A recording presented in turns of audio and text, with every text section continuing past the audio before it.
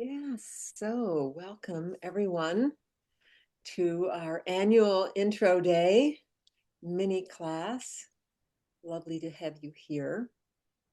And we are recording it, and we will send you all the link later.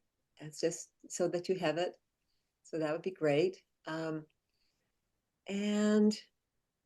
so this is how we normally would be starting the class, would be that we'd say hello in the morning, and then we'd just go right into, freshening up our energy with a little Qigong here and have John leading that so that we're all in a wonderful place to continue. So over to you, John. Okay. Well, I want to welcome everybody. Thank you for showing up today and getting a taste of what a seminar with Wendy and I would look like in this shamanic practice. So, to give you a sense of that, let's do some Qigong. So, that's going to require us to stand up. So, I'm going to invite you to find a place that you can move around and let your arms be able to move around you so you're not hitting anything. So, let's go ahead and get up and do that.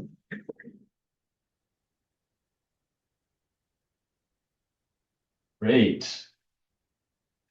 So let's just have a moment to feel your feet beneath you on the floor and let them be about shoulder width.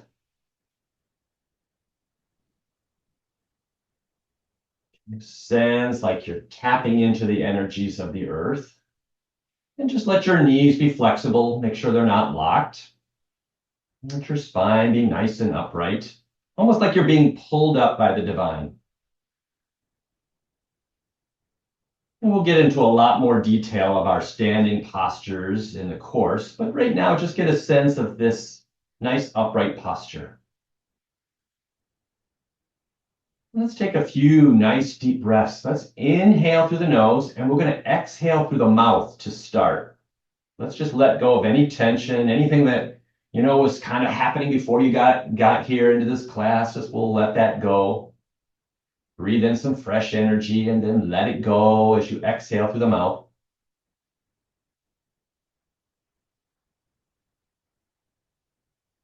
Great. Just feel yourself starting to refresh the chi that's in your body. Chi just meaning life force energy. In fact, let's have a moment and bring your hands in front of you. And we're just going to play a little bit and just no right or wrong. It's just to get a sense of the energies right now. So I'm going to invite you to let your hands face the floor and then slowly as you can lift them up and then let them float back down. Almost like a little jellyfish floating on the ocean. And imagine your hands are sticky. So as you pull up, you're pulling up some lovely energy from Mother Earth. And as they float down, you're pushing it back down. And just see if you can get a little sense of that. Just starting to open up that process of feeling chi. So you slowly, hands rise up, and then slowly they fall down. Just engaging this gentle movement to say hello to the earth, hello to our home. Good. Let's do that just for a couple more times. Slowly float it up, slowly float it down. Great. Good. And then bring your hands down by your side. We're going to keep that kind of sticky feeling. And let's imagine we can grab some more energy from the earth. Then turn your hands forward and we'll grab nature all around and then turn them up. And let's grab some from the sky above. Let's grab some sunshine. It's sunny where I'm at least. And let's give a little wash over the face. Let's absorb some of these energies all the way down the front of your body. And any tension that's there, let's just wash that away. We don't need that. And then inhale, gathering from earth, gathering from nature, gathering from the sky above. And exhale, and imagine it going down the back of the head this time, the neck and the shoulders, all the way down your spine. all the way down your legs, and that tension just gets washed away into the earth. One more time, let's inhale, gather the earth, gather the nature, gather the sky energies. Open the crown. Let's imagine we clean the brain now. Let's clean all those thoughts and judgments that block us. And then down through your throat and your chest and your abdomen and your pelvis, down through your legs. And once again, any tension just gets washed away down into the earth. Super. So getting a sense of being here. And now we're going to do a little bit more clearing because normally we have lots of stuff that we hold. So we want to give a chance to release that. So let's lift your arms. We're going to do it real simple and then drop them. That's how we begin. We lift and then we drop. And now let's actually take that. Now let's lift and let the front, one arm go in front and one arm go behind. And then we'll lift again, and then we'll do the same thing to the other side. So we're lifting, inhale, exhale, we toss. This is how we toss away our tension. Inhale through the nose, exhale through the mouth. And imagine anything you're holding in your life right now, inviting that to release as we just toss it like you would toss a ball.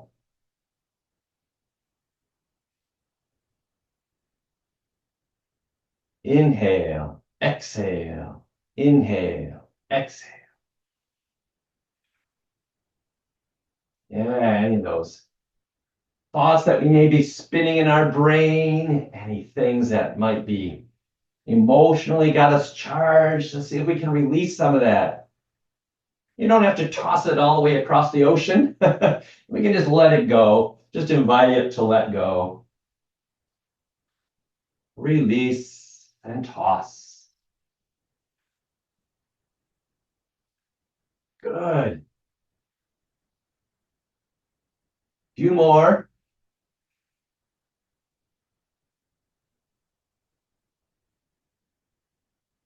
Let's do one more to each side.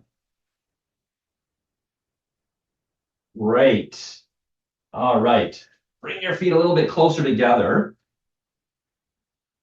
And we're going to do a little bit of what we call dropping posts. So we're going to lift and drop the heels. See how much, even though you're lifting and dropping your heels, see if you can really relax into that. It's going to create a pulse through your bones to start to really release the most inner stuff in the body, and gets a great way to strengthen the bones. See if you can relax those hands, relax your jaw. If you find this too much, leave the heels on the ground and just bounce with your knees. Good. And we're actually going to add a little sound today. So we're going to be learning sounds in the course, and one of them is good for the heart. And we're in summer still for a few more weeks. So we're going to work with the ha sound, H-A, and just do it as a sigh. So take a breath in and just go, ah.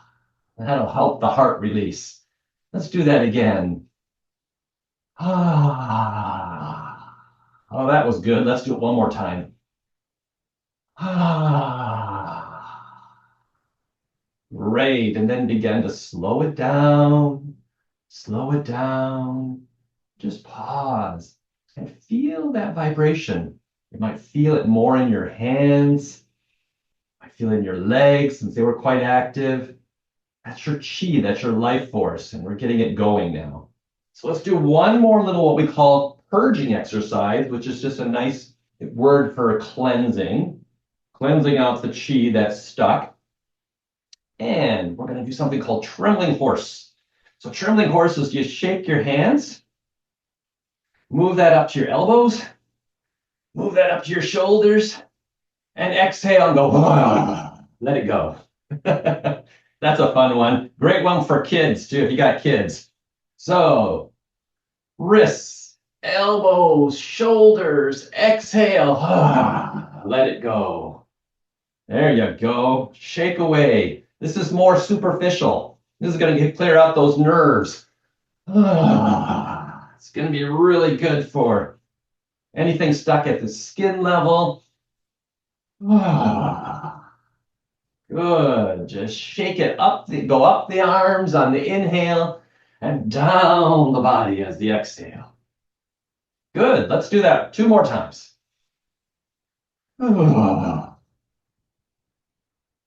Good. Bonus points if you can make a horse sound. There you go. And just really feel that. Now you're really active.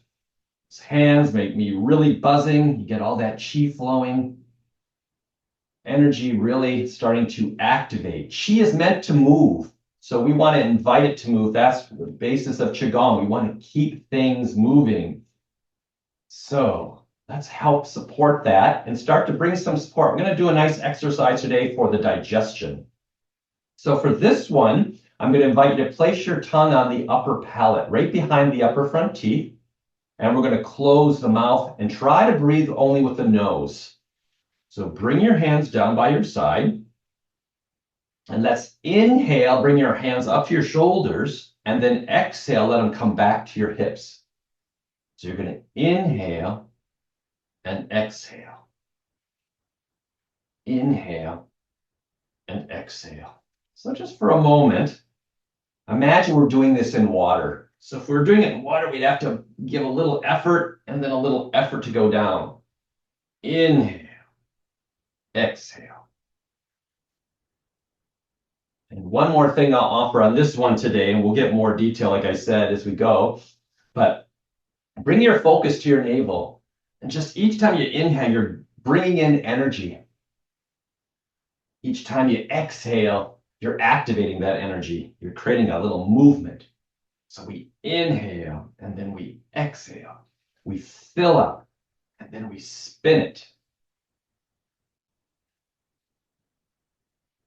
However that lands for you today, just get a sense of starting to activate the digestion by filling as you inhale and activating it. Bring a little spinning action down the front, up the back, creating a little orbit here in the belly, in the pelvis.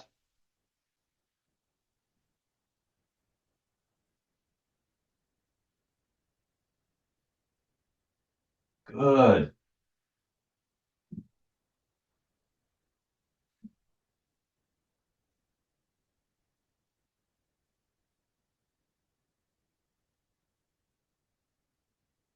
Smile when you do Qigong. That's the way we help the Qi.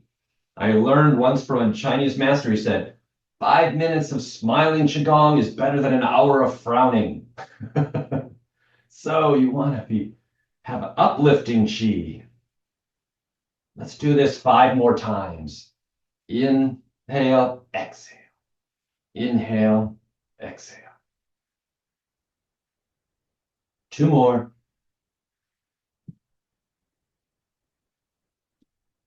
Just pause and just take a few more deep breaths with the nose only. Still focus here just for another moment or two, just to notice that without the physical movement. Great. And then slowly float your arms up in front of you. And we're going to say hello to the lungs. So we're going to do a tonification. Tonification means energizing exercise. So we're going to inhale and extend the arms out to the side. Turn your palms slowly face up. Drop the hands down. Let's exhale and bring them together without touching. Now lift them up, turn them over. Inhale. Drop them down, palms up. Exhale. Still breathing with our nose. Inhale. Get a sense of charging up the lungs. Exhale. Smile and direct your smile to your lungs and say, thank you, lungs. Inhale. Exhale. Lift, turn, extend. Palms up. Exhale. Open the chest wide and then we collapse and send the chi deeper into the lungs.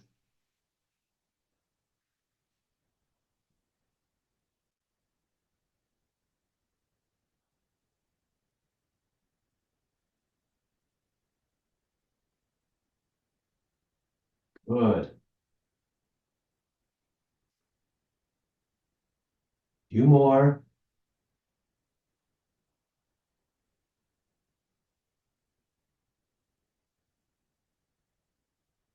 So a little bit higher as we inhale, a little bit lower as we exhale. One more time. Lift, flip them over. Inhale. Exhale. Great. And then bring your hands close to you as if you're going on the outside of a ball and just drop them back down by your hips. Wonderful. Take a little bit wider stance. So we're going to do a little bit of support for the kidneys. Now your kidneys are in your lower back. So let's just start by giving yourself a little rub here. Let's just give a little rub. Start to open up the energy in the kidneys, especially if you're dealing with lower back pain or anything. It's a great way to say hello. We get you. We hear you. We're going to try to help you. Okay, good. So now what we're going to do is we're going to simulate a water wheel, because kidneys are what we call the water element. So we're going to take the back of your left hand and bring it right behind your lower back on this side. I can turn around, but it looks backwards on the video. So I'm putting my back of my hand, palm faces away. So it's right behind this side of my body right behind the right kidney. And then you bring your right arm up, and I'm doing your mirror image so you can follow along. Right hand up by the face. Still breathing with our nose.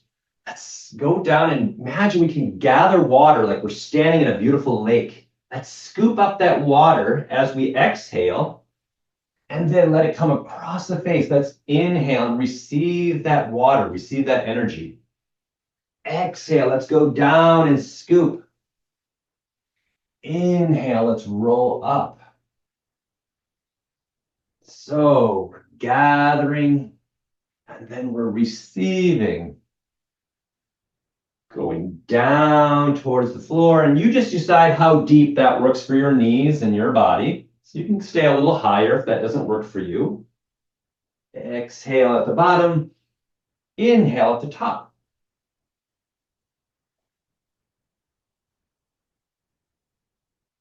Get a sense of gathering up, like you're scooping it with your hand, and let it wash across the face to gather that energy in. To fill up maybe that empty right kidney, giving it a little support. That's why we're putting our hand on the lower back to help charge up that kidney. Let's do that a couple more times.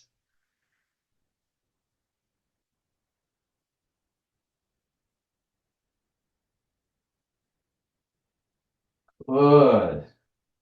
And then when you're finished, take your time. Let's do the opposite. So now the back of my right hand is going to go right behind the left kidney there.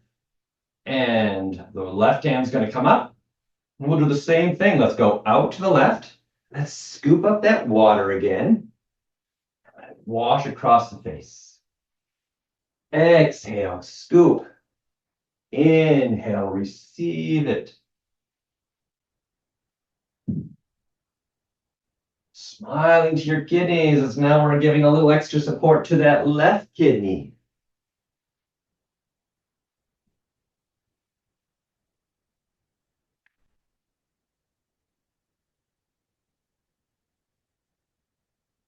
Receive the chi. Much like a river that has been dammed up, it can get very blocked. We want to make sure that the river is flowing again, moving the energy through the body. And two more.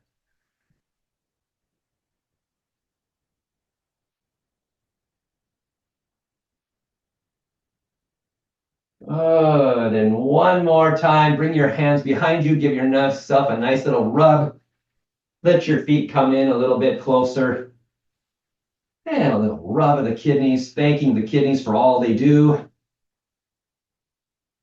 All right. Lovely. Take a moment and bring your hands, one on top of the other at the navel. Still breathing with our nose, tongues on the upper palate. We're going to do something called regulating. which just translates as balancing. So we're going to do some balancing now to kind of balance out what we've just done. So we'll start by just bringing our focus here. And imagine all the energy that we've kind of built up with our 5 yang, our digestive exercise, with our lung and kidney exercises, anything that's not needed now, imagine it coming together right here, forming into a ball. Imagine that ball of, creating a ball of light here. And that ball is going to get smaller and smaller and smaller, forming into a dense pearl of light.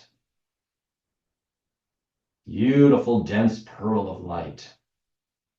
And then let your hands release. Imagine that pearl just kind of humming there. And see that pearl drop down to your pelvic floor.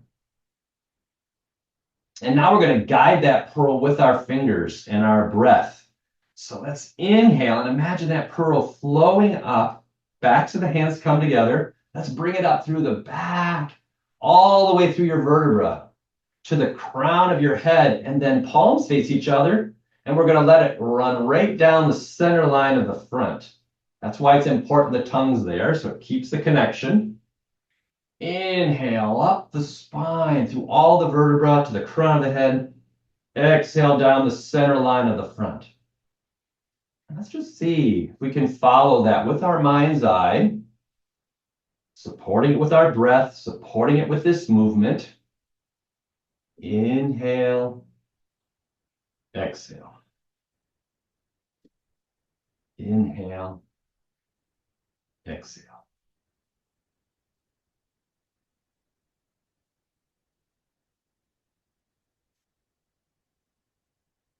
And if you're having trouble sensing that, that's okay. This will come with time.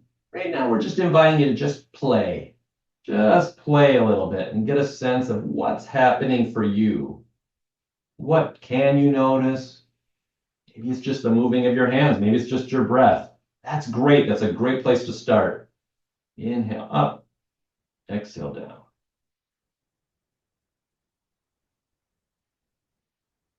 Three more.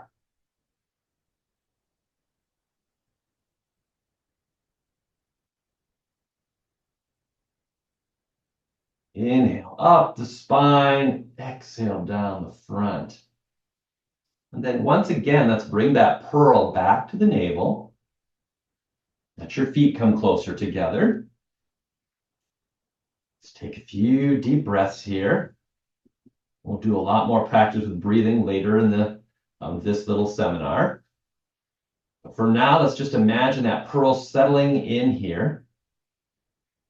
And let's lock that pearl in with some belly rubs. So it doesn't matter which direction you go. You're going to rub around the navel.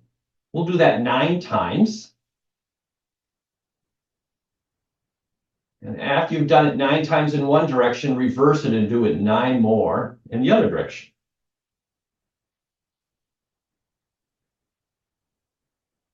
Good. Our symbolic locking the chi in where it's to support ourselves.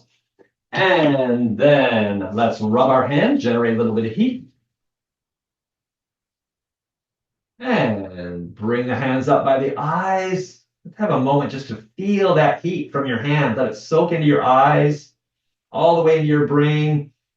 Exhale it down the spine to join the energy here at the belly. Inhale it to the brain, exhale it down the spine. Let's do that one more time. Good, and then a little wash of the face, up the center, down over the ears. Stimulating the chi of your face.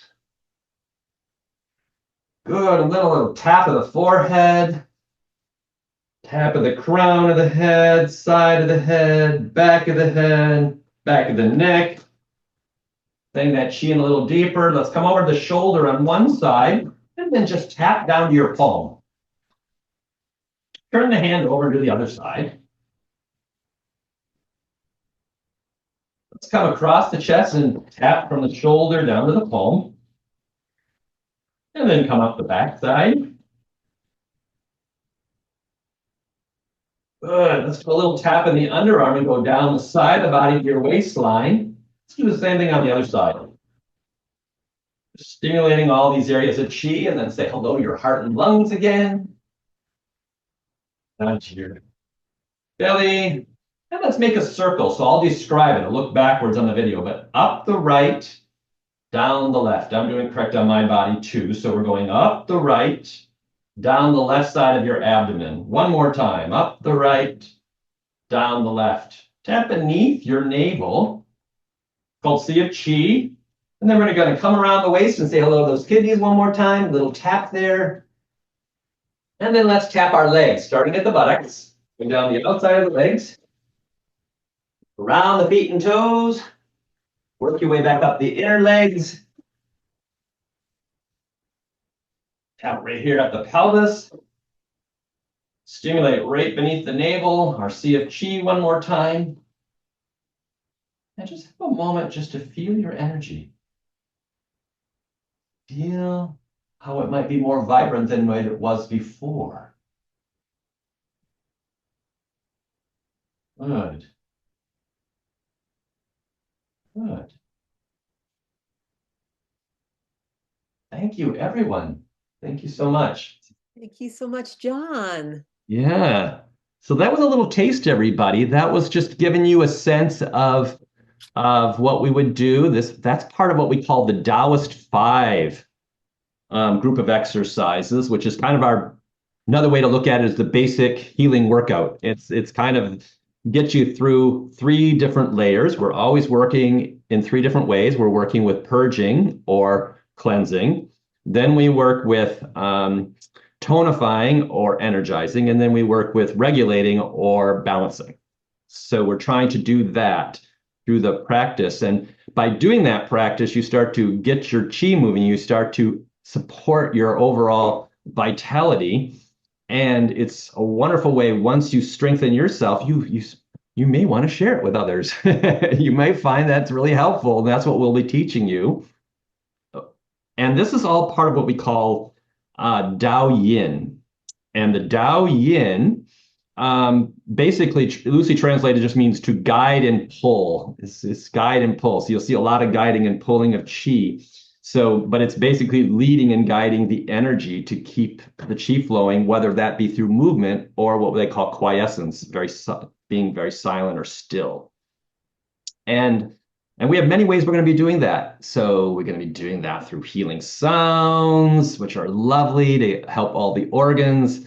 We're going to be doing something called Wudong. Wudong is wonderful exercises that we'll learn in many different ways and how to use them each different way. So one exercise could be purgation or regulation or tonification. And those are also great ones to give people. It's a whole group of exercises, but they're great individual exercises to offer. So we'll learn that. We'll be learning some self-massage, which is great for all the individual organs, the 5 main organs of the body, which are the lungs and the kidneys, the liver, the heart and the spleen. So we'll be focusing on that.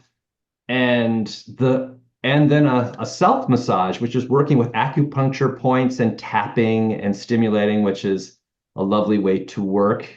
And one of the things I like to do, one of the first things I taught was like, oh, I got to teach people this.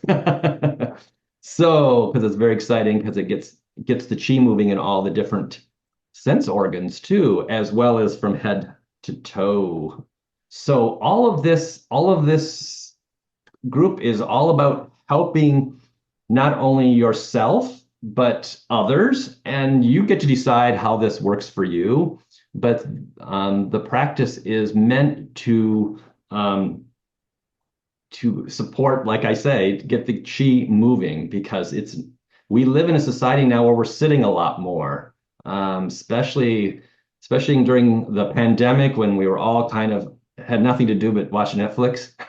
So that was a lot of sitting, and now it's about getting the energy flowing, because chi is not meant to be stagnant. And as we age, we get more and more sedentary for many of us, and it's about keeping that energy flowing. That's why a lot of the classes I teach I'm one of the youngest people and I'm almost 60. So people have really resonated with the fact that they got to get their chi moving. They got to keep their energy flowing so they can stay as vital as possible.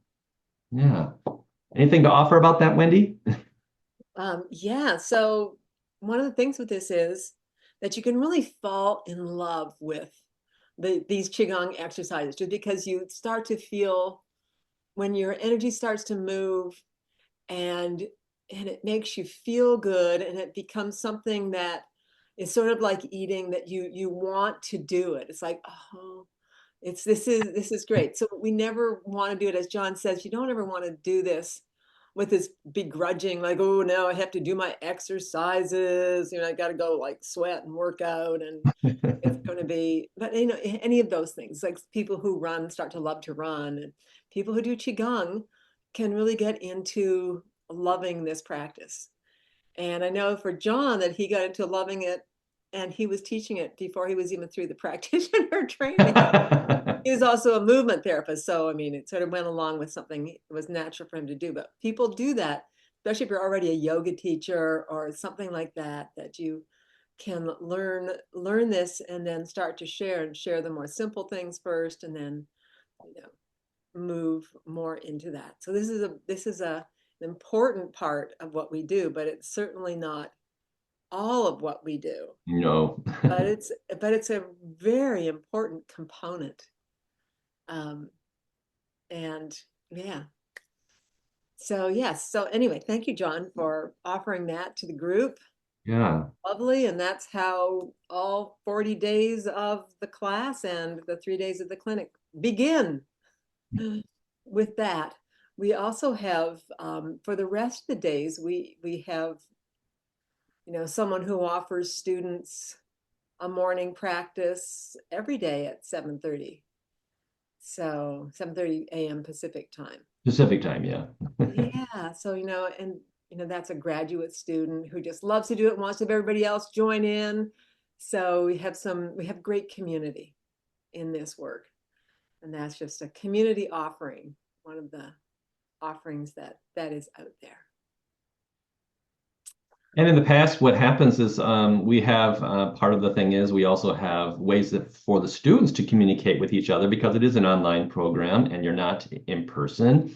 That we've created, WhatsApp groups and different things, and they've worked together. We actually encourage that, and sometimes that means they get together to do, some workout together to practice. This is what I understand it. How do you understand it? Can we play with that together? And so that is always available too. So, and we will do our best to create a mentor for some things too to support you with that. We'll see how that goes. But that in the past is to kind of encourage you, but a lot of that is student run.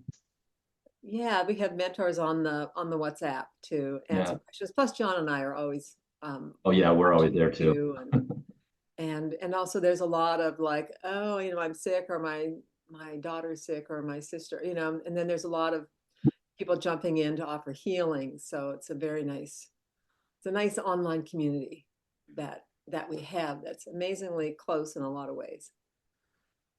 Okay, so I think we'll get into our um, little talk here, our little We're going to give you a mini lecture. yeah, classroom. Welcome to class, everyone. Okay. Yes.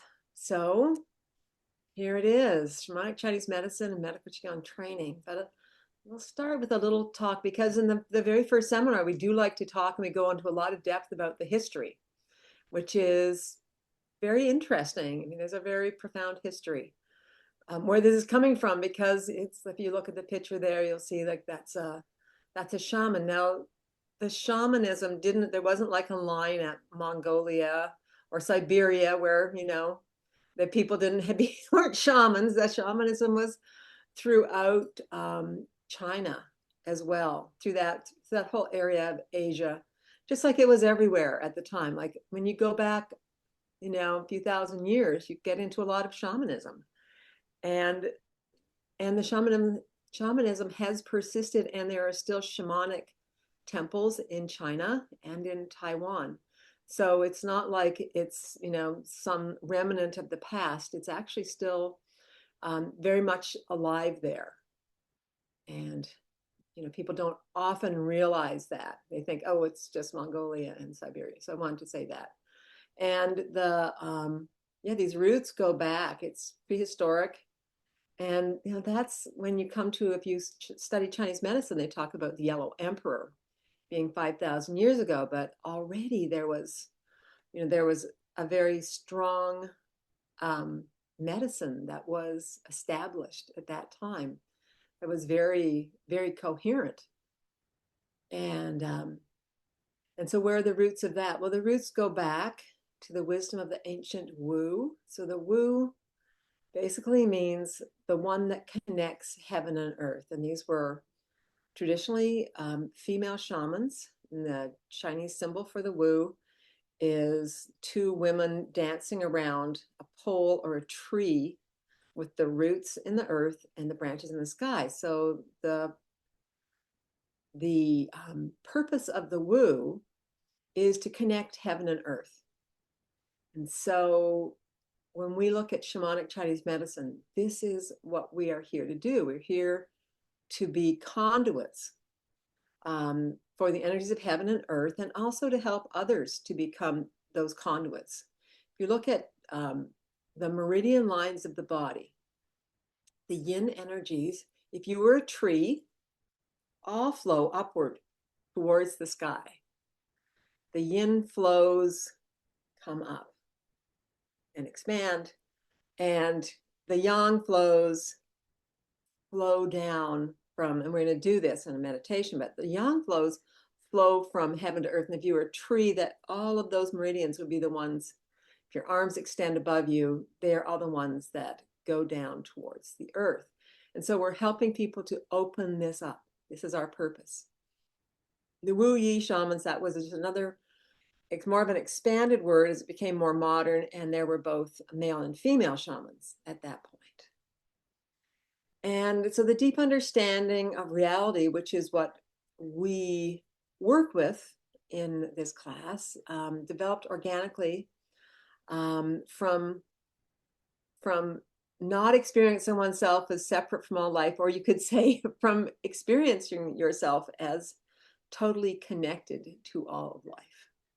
So it's all, we're about that connection. We're about experience, because, the roots of the shamanic was not coming out of books. It was coming out of experience. And so we very much don't want to have beliefs here. We want to have underline that this is very experiential. So the ancients understood there's nothing that exists outside of the Tao. So we go along with the Tao, could be spelled Tao, not the smallest particle or your innermost thoughts. And so we have an emphasis on this feeling, this idea of expanded consciousness and oneness. And a lot of our meditation work is to put us into that place, because that is so important when it comes to healing. Where does true healing come from? It doesn't come from the mind, even though we work that way with TCM and an understanding of the elements and the principles and all of that. But we put a great importance on being connected to a higher source of knowing. Again, why we're shamanic. Qigong and shamanic Chinese medicine are based on the wholeness of the Tao. To master this form of energy healing is to follow the Tao, the path of spiritual unfoldment. So this is a sneaky spiritual path. And it's great because it addresses body, mind, and spirit. I mean, it's so whole, and we start with the Qigong every day, but we're always looking at where's the energy, where's the flow blocked? What is the blockage? And we're not afraid to take it out to the spiritual level. So we go past just the mind and the emotions, and we go further than that. And that's a thing that's unusual. So why would you want to study Qigong healing? Well, Qigong in itself has always been known as the most powerful approach to understanding life force energy. It's the gong of qi. So it's the deep understanding. It's the study of energy. And it's a study of energy that isn't recent. It's not coming from something that someone has noticed in the last 10 years, 20 years, 100 years. No, it's coming from a study that goes back thousands of years. And we are so blessed to have had this passed down to us. And we have come to this with, well, I'll get to that. How did we get here? Through practice, we can develop awareness of the movement of energy both inside and outside of the body. So the Qigong is definitely focused on that. It's focused on understanding and developing that consciousness, that Qi consciousness, energy movement consciousness. And when you take the class, that just happens. You can't, you can only, resistance is futile. It will happen. As in so many things, you just get to become aware. We trick you into it. Also strengthens. We can strengthen our immune system, absolutely, improve organ function, heal and energize ourselves and others. And so this is the combination of the Qigong movements and the meditations. And then it also becomes a combination that evolves out of the work that we do. We have other practices and exercises. And then the sessions that you start to give and receive from your fellow classmates. How do we do this? So there's breathing techniques, which John's going to talk about shortly, movement, creative visualization, spiritual intent. So all of these things are incredibly important to what we do. So these are all, you are fully engaged. We can improve our health, personal power, and learn to live in harmony with the universe. And so as we do this, this is a continual growing experience. And this is the study of the great wisdom gathered for medical, martial, and spiritual development by the culture of ancient China. So when China has went through a lot of very tumultuous times, especially in the last century. And it felt like a lot was probably lost, and I'm sure a lot was lost, but then a lot wasn't lost. And even in the beginning of the communist period, they got together and they brought all of the Qigong masters together. This is before the Cultural Revolution, and they wanted them to share.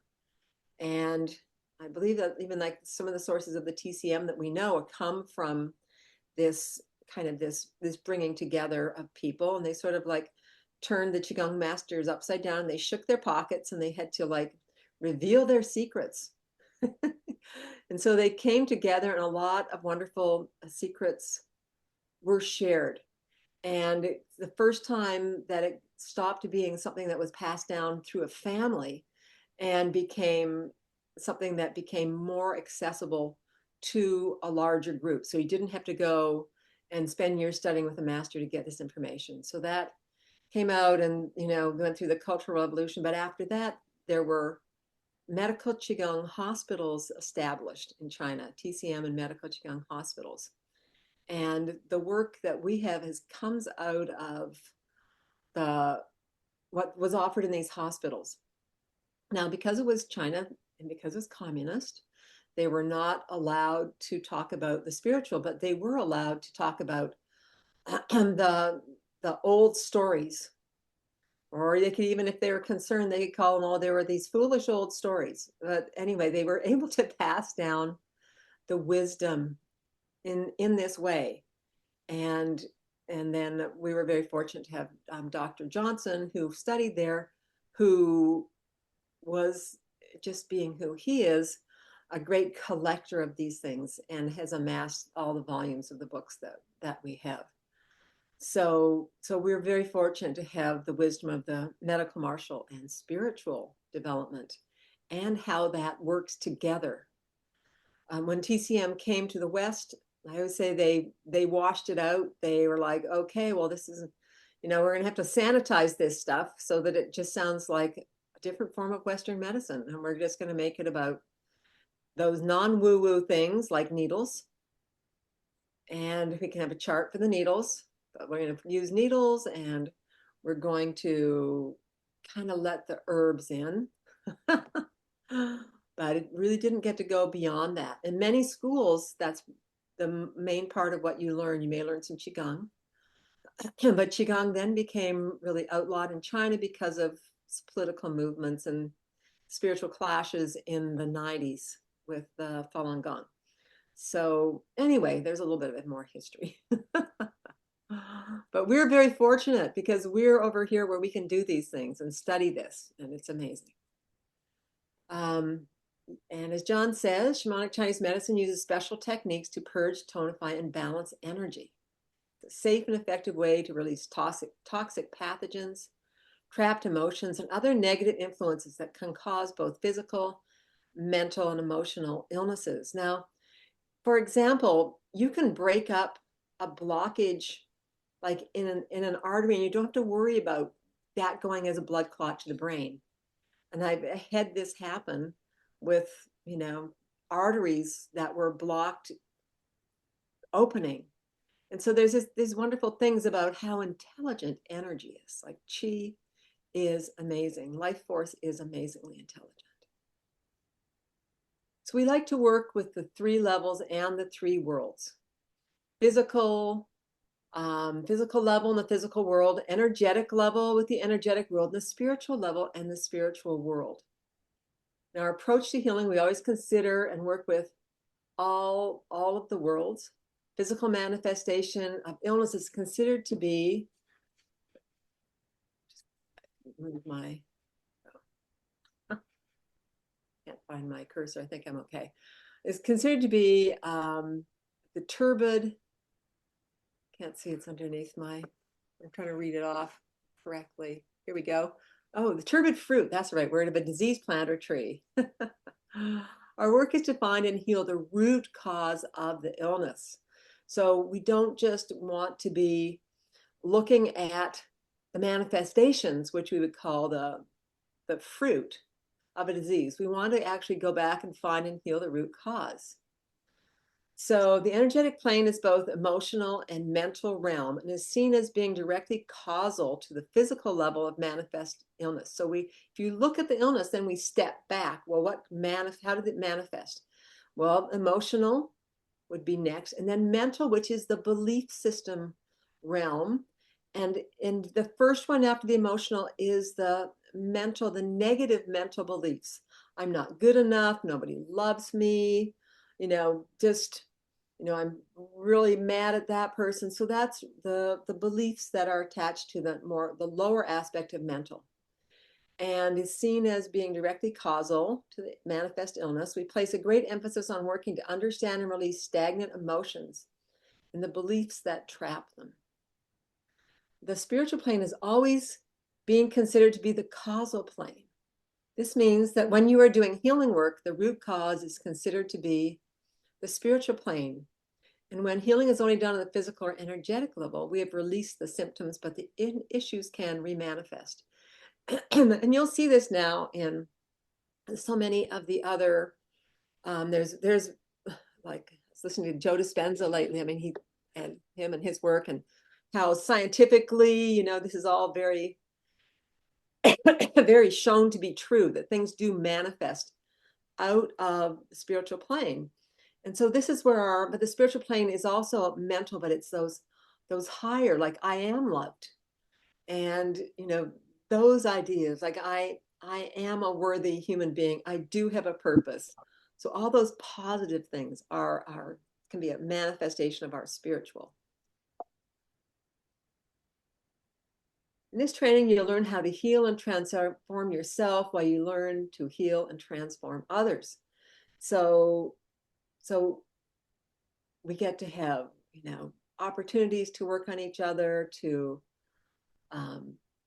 receive wonderful healings. And it's just one of the great blessings of this, and to be able to offer healings to others. We start off with the more physical aspects and then move into the more um, expanded. Okay, so here we go. So, so maybe a little more questions about how did John and I get into this. So my history with Qigong goes back way far. It's over 35 years that I've been doing the Qigong work. And I started off in Qigong like I just, I jumped in. I did a retreat, an 8-month retreat with a 12-hour a day practice. So I was having health issues before that, but I wasn't after. Nothing like a big Qigong practice. I swear it'll heal anything.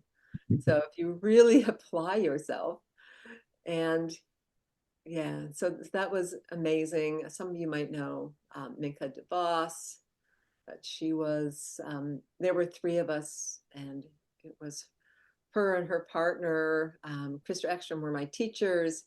And I was the one student, so you couldn't be late for class ever or not show up because you were there. Because I mean, it was, we were super remote. You know, it was just oil lamps and wood stoves and carry water. So,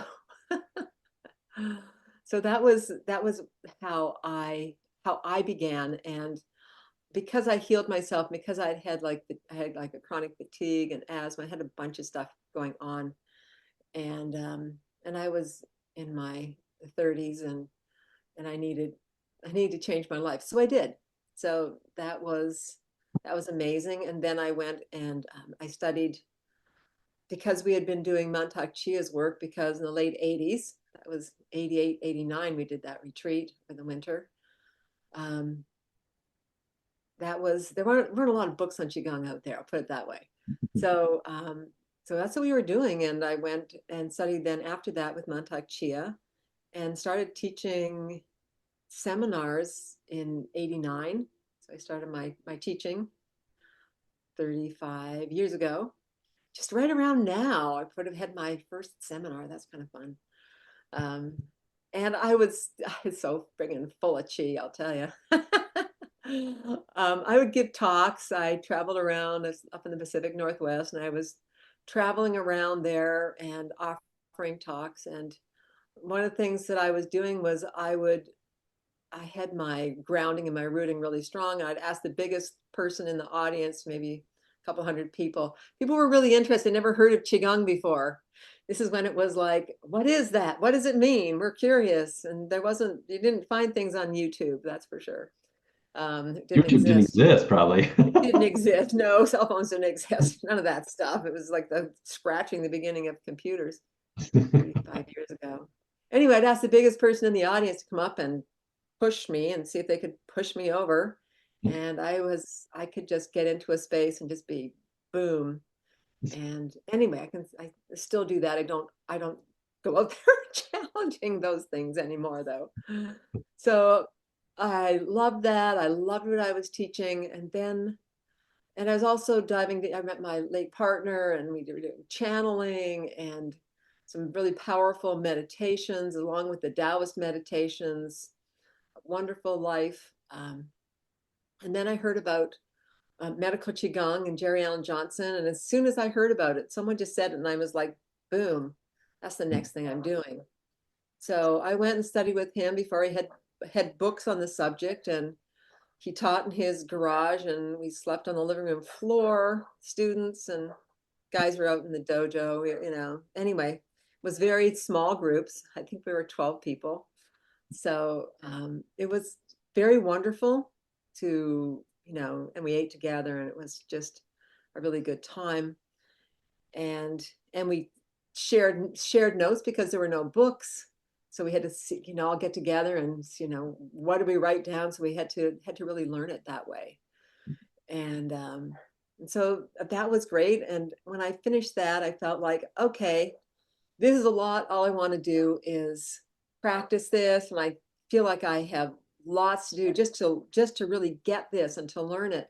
And what I said to the universe was, people, because other people were saying, "Do you want to teach?" I'm like, when someone comes and knocks on my door and says that they have a class all organized, I'll come and teach this. Because I was teaching the other stuff. The other stuff I was already teaching and had regular classes going. So a couple of years after that, someone came and knocked on my door, and she said, "I have a whole class that wants to learn this and needs a teacher."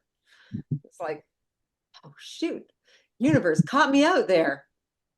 I don't think I can say anything but yes.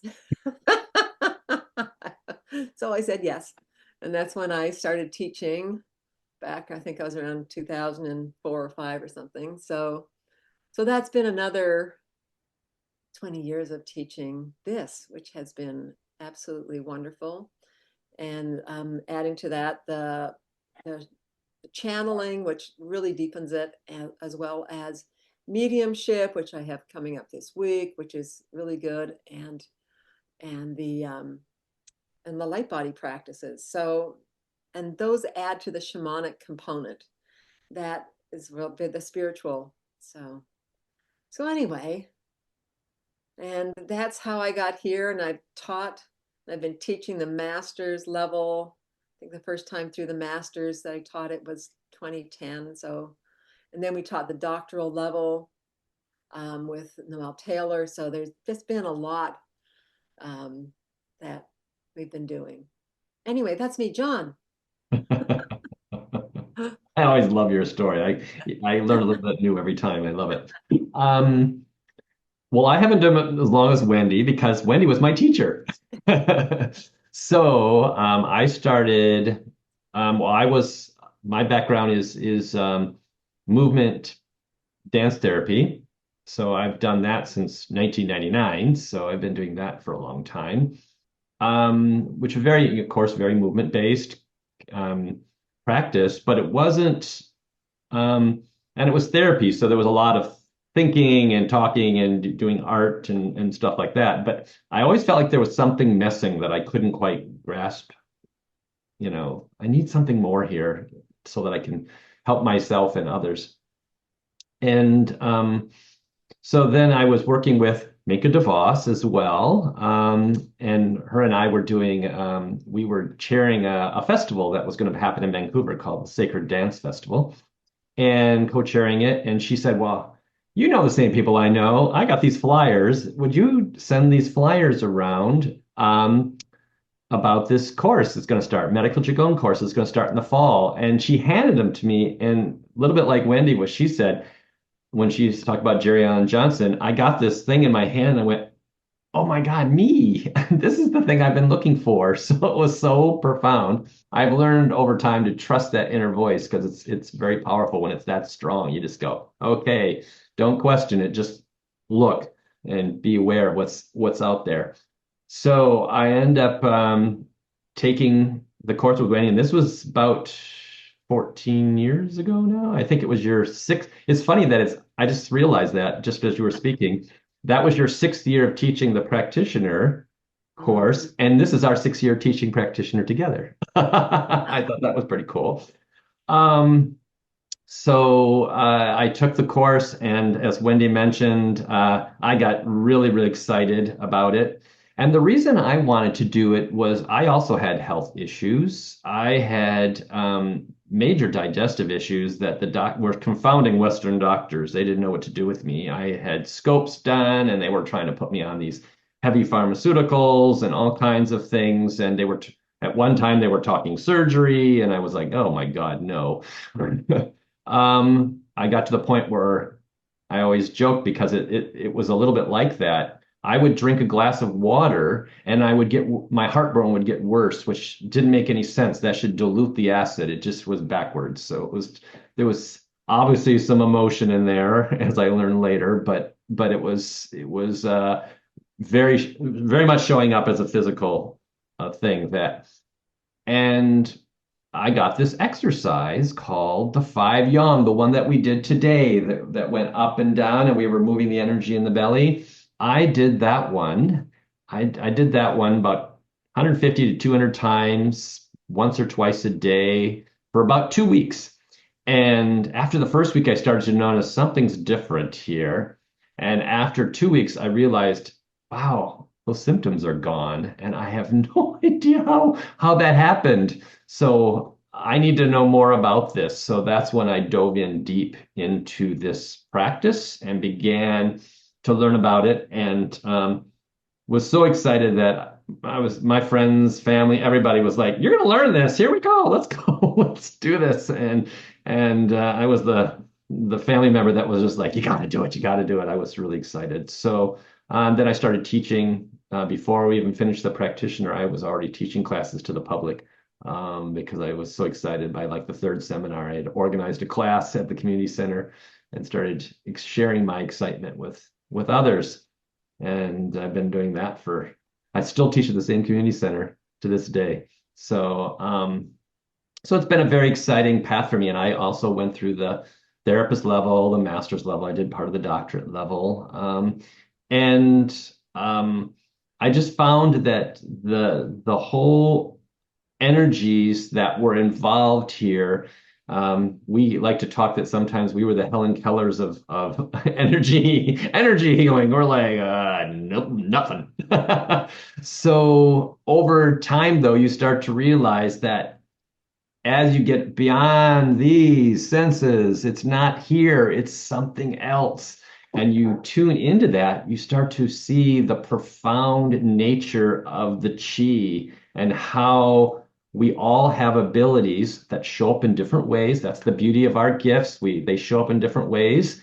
And you start to work with how you can work with that for yourself and for others if you so choose. And I noticed that Wendy is very kinesthetic. She feels a lot. I do too, but I also, once in a while, I'll hear things. It's always weird to say I hear things, but it's true. I'll get words or thoughts but I also can be quite visual and I'll get visions as I'm working with clients or doing my practice that sometimes are so clear that I open my eyes because my eyes are closed. I'll open my eyes and go, are they here? Because it feels like as much as I'm looking at you, they feel as real as that sometimes. And that's actually I never thought that would happen. So that's how it works for me. And everyone's unique and has different ways of seeing that. But you find out the more that you're curious, curiosity is the key to all this. Be curious and you will really find out your gifts are you can dig up the gold. It's really quite wonderful. So that's kind of where I came from and where I'm at now. And now Wendy and I are teaching together, and I'm so honored and blessed to be working with her. And now for this year, I'll also be teaching the second year students. The therapist is my first year doing that with her. So we're The reason behind that is really fun. yeah. And I'm at the point Yeah. in my life where I don't want to do things that aren't fun. So it's just way more fun to be teaching with John. So, Yeah. And we know how to bounce off each other, so I love it. yeah, we enjoy it, and actually the students love the way that we work together. So we get great feedback on that too. Yeah, Mhm. and so what's part of the thing that we do is teach these skills that are a lot like um, you become TCM intuitive. Mm. So we work on learning to read the energies of the physical level, the energetic level, the emotions, the belief, the spiritual level. So we learn that. We teach that. And then yeah, you see how you get your messages. Are you more kinesthetic? Are you more visual? Do you hear things? And then after a while, we all become, it's a combination of those as they open up, Right. and you become what we call claircognizance. So you start to have this real strong sense of knowing. And it's just sort of this wonderful evolution that happens with the work. And some of the great things about this work too are is that it creates a container. Like some of the things that people get concerned with energy work is that that they're worried about taking on people's energy, depleting themselves. And so we have a setup before every session.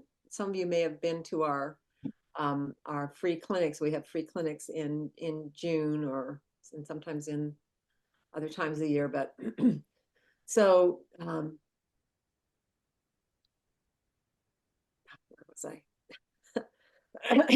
So we, yeah, so we create a container, and that sets you up in the beginning and creates an energy field that's safe for you, that's safe for the person that you're working with. And we work distance, and it works fine. I mean, there's no people. We have to actually kind of get students like, oh, do we have to like do in-person sessions because we really like our distance sessions? They all you get pretty used to the fact that a distance session is super powerful. It is not in any way diminished from an in-person session. And in fact, a lot of people feel freer, and that's why they want to stay with the distance sessions, because they don't have to like entertain someone's body or their person in the same way. They don't have to like clean up their treatment room or whatever. So like, yeah, I just want to do all distance, which You got to clean your house and all I that. know it's like such a pain. Why don't we just do this distance, people? So anyway, you get very used to that, and it works super well. Um, and you can do all these, you do the readings, just everything works fine the way that we do it at a distance. And we create safety for the person where you are, your work, and you create an energy for where they are. And then at the end, we are like the hygiene where we clear the energies and bring your energy back. So, so things, we come together and then we separate. And that's important to a lot of people. It was Um, actually real quick, Wendy. That was really important. That's what drove me in. That was actually my thing that I needed before I decided to come to the course was I needed that. And I actually, we used to do these in person. Um, and I oh, actually found out about one that you were doing, and it happened to be on the morning of my birthday, which was lovely. So I went in, and that was the first question someone asked, and I went, there you go.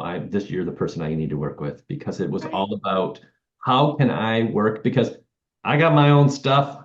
I don't want to be, I was actually, I was more worried about not receiving. I was more like, I don't want to give anybody this stuff. I know what's going on in my life. I don't want to be giving it out. So how can I work with someone? So that was when you answered that, I went, oh, great. Because then I can do my own stuff, but still help people at the same time. I don't have to wait till I'm enlightened. Yeah, at least we have a whole process to step out of yourself. Yeah. Like step out of, the personality and all of that. And of course that takes practice. And people get worried, and then you get in your own way. So there's a lot of like learning to get out of your own way, I Yeah. guess. So actually I might as well do a little demo here. One of the, like, how we get in our own way. So rub your hands together. Okay, and put your hands apart, and just think, I'm going to send healing energy from my right hand to my left hand. Now, you don't have to know anything. You don't have to like try. Just like think it. Okay, maybe feel a little buzz, but you're just going to send this energy over to your left hand. Okay, and then you're just going to think, okay, I'm going to send red energy to my left hand. Just notice if something changes. You don't have to see red. You don't have to do anything other than have the intention sending red. You just notice, does that tingle differently, or does that feel slightly different? And then we're like, oh, I think we'll change it to blue, and just intend blue now. Don't have to like get really serious about your intention. You just like go blue, okay, blue now. And the less you are intent on it, and the less you are attached to it, the easier it flows. And now you're going to send white light from your right hand to your left hand. And just notice that's a little shift. And now I want you to try really hard to visualize golden light. Like you got to really see it, like see that golden light and like push it across there. Oh, nothing's happening. Oh, yeah, trying doesn't work really well. Okay, so let's forget trying, and then let's just send thank you from your right hand to your left hand. Just say thank you for playing with me. And then we can send a thank you from our left hand over to our right hand and say thank you for playing with me. Okay, so these are the kind of little things that we do, little magical things that that give you experiences. So we don't want to believe that, like, no, it's really true that the less you try, the easier it works. No, that's not a belief. That's like you need to have an experience of that. So that's kind of how the whole class goes. Okay, so And one other thing to go on that note, Wendy, is that's one of the things we're going to be offering you lots of different ways to do that. And we'll get into more details as we go on that. yeah, But there's lots of different ways we can be working. We're going to be showing you how to work with how to do treatments and work with these energies. We're going to in seminar 4, we even work with animals. We're going to do lots of different ways. We're going to work with plants and that kind of stuff. But I think the thing I want to mention is always, and now I just lost my thought. But anyways, it's about honoring the practice. So we're not trying to, oh yeah, here it is. We're not trying to teach you a dogma and say, this yeah, is what it is. yes, Very much not that. We want yes. you to be, as I said, curious about it. Take the energies and start to notice how they resonate with you because it's more of a process. So you're not trying, you're allowing that to flow through you so it can be that learning that's more experiential. And each person is unique, and we Yeah. recognize that. People bring their own unique skills. Whatever your background is, you have a uniqueness. You have things that you have learned that you bring to this. And so we're not going to try and make anyone into cookie cutters. We, like it's not like everybody kind of needs to come out looking the same. Um, we want you to be more your authentic self. That's the end. Your authentic self as a healer and a teacher. And if that's what you are looking for, to be more your authentic self as a healer and a teacher, because the healing really and the teaching, even if it's just one-on-one as you work with people, that's where you want to go. You really want to, be more of yourself in the world. This is really a great path for that. And we really honor that with people. I mean, we had someone last year who really took it into his spiritual practice and came awesome. These sessions that were, that were kind of different, but they were a blast. So he's like, oh, cool, you go. So we And don't. a couple years ago, we had a person who didn't know anything about it, was a bouncer and a construction worker, and came out and now knows all kinds of things. So it's like it Mhm. goes the full spectrum. Yeah. Yeah. Okay, John. Oh, good idea, John. Okay, so you're gonna take us through some. We'll talk about the breath and a little breath work. Yeah. So welcome back, everybody. Before we do some breath work, I thought I would do a little bit of a talk about it. So I think we're all aware of people in our lives and maybe ourselves, maybe yourselves, that are chest breathers. So they're not necessarily taking full deep breaths.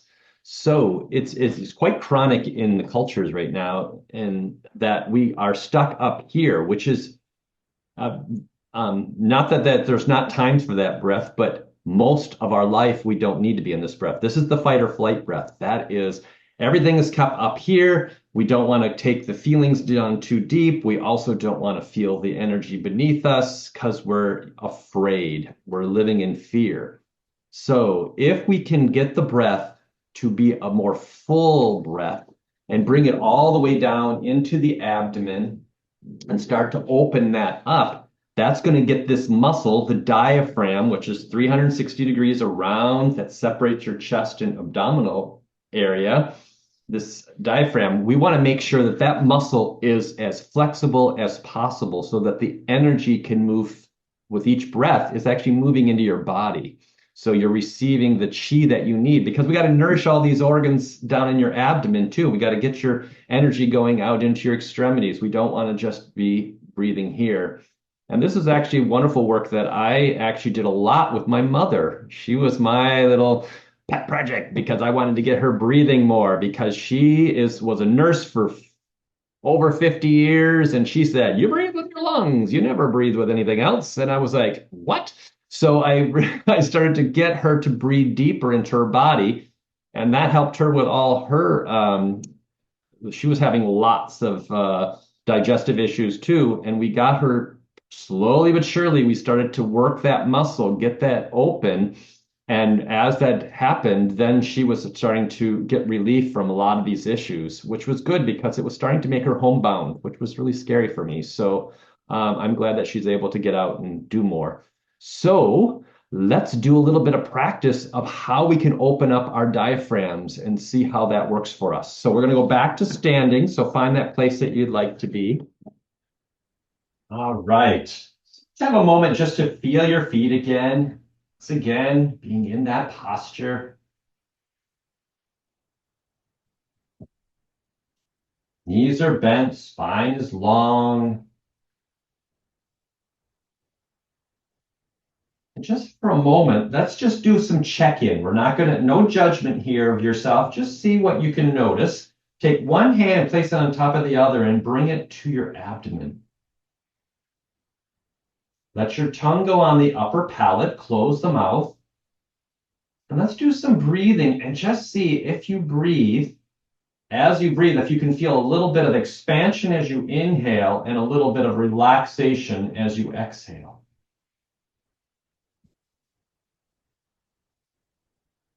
Once again, no judgment here. We're just saying, well, how is my breath today? Am I able to breathe deeply into my abdomen? Without trying to force anything, just get a sense of what's happening in this moment.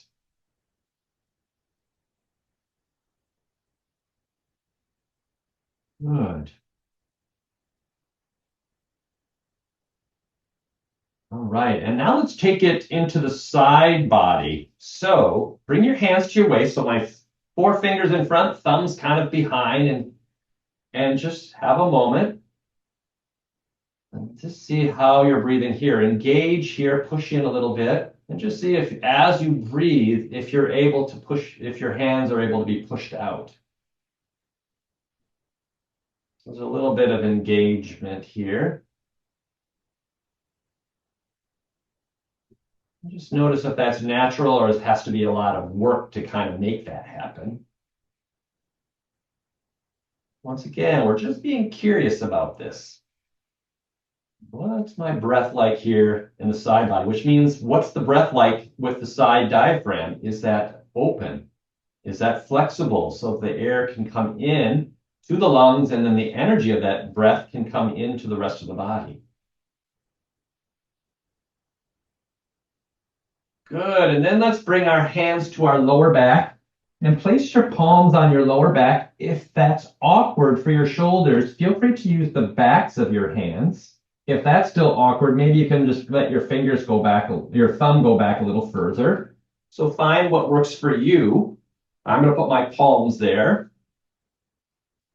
And this one's usually the hardest because that's the back of the diaphragm, because our breath is so much outward in front that sometimes we don't feel the back here. So we're going to do a little bit of movement to help support this. So let's just see if we can get a sense of this. So as you breathe in, drop your tailbone a little bit. That will expand your back, and see if you can get a sense of breathing into your hands. And then as you exhale, just let your pelvis kind of roll back into its normal position. So as we inhale, we'll drop the tailbone. And get a sense if you can feel that breathing into your lower back. And the kidney area, charging up. The kidneys are considered the batteries of the body, so we're just charging up the batteries. So small little pelvis roll here. So we're dropping the tailbone down as you inhale. That will arch the lower back a little bit, and you see if you can breathe into that space, and then let it just kind of roll back. Let's do that 3 more times.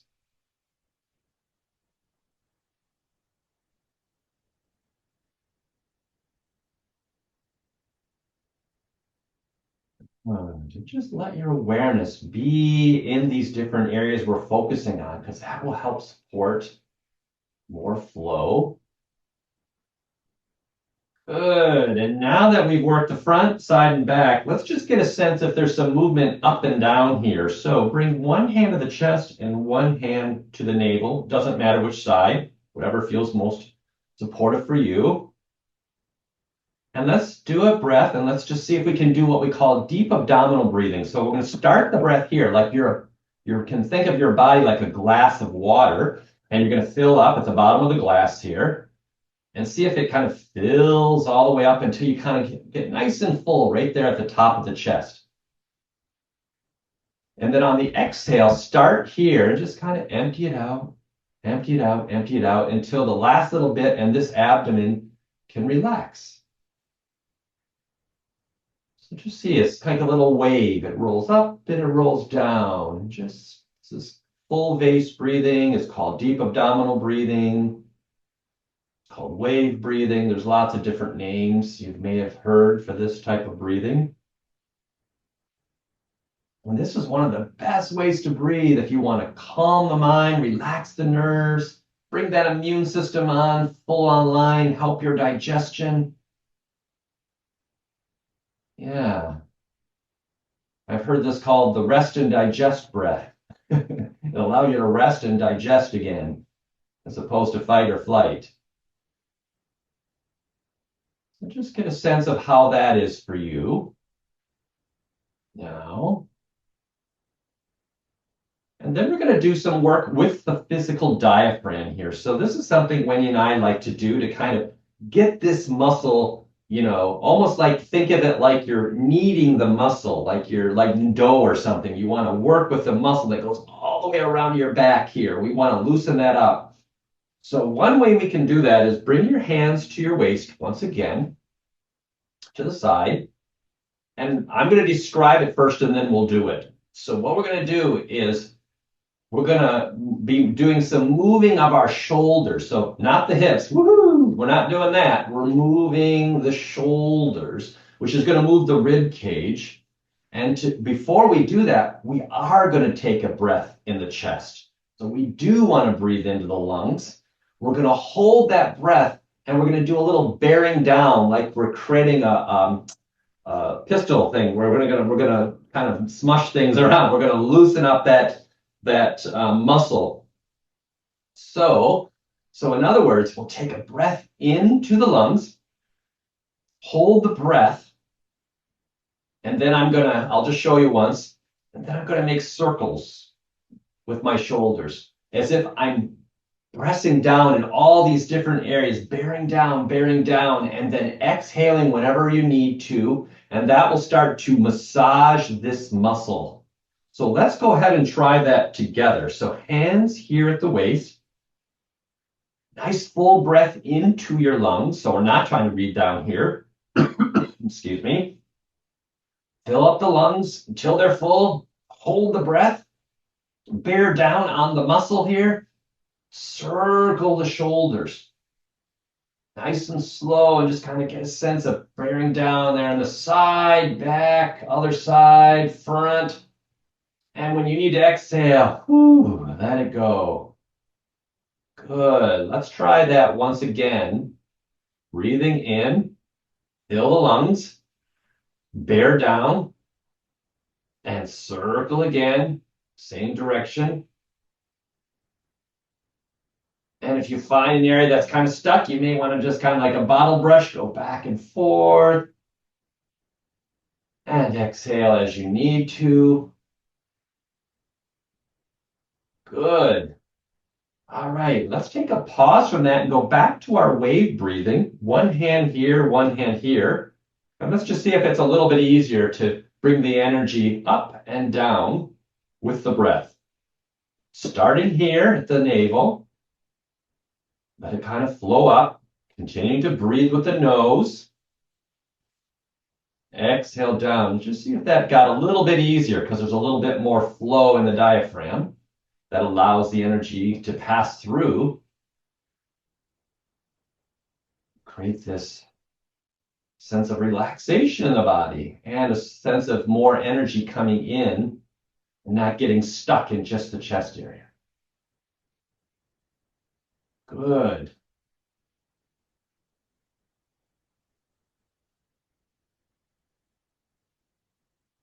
Lovely, lovely, lovely. Okay. Let's try that again, the bearing down again. So bring your hands to the waist. This time, we're going to spin the opposite way. So whatever way you went the first time, we'll do the opposite ways. Take a full breath into your lungs.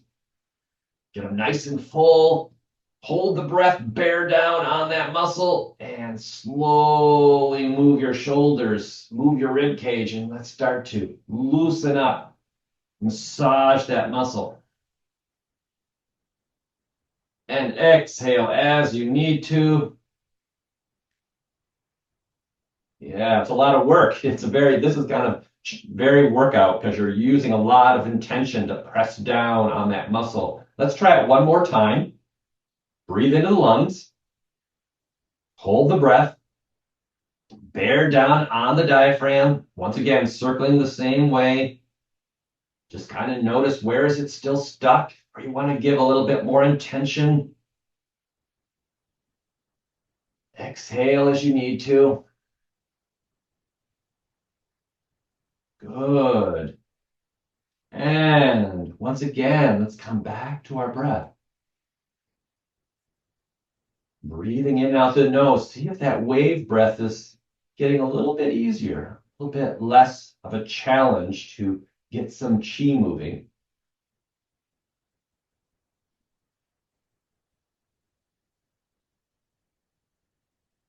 And sometimes emotion will come up through this. That's okay. Breathing with that emotion.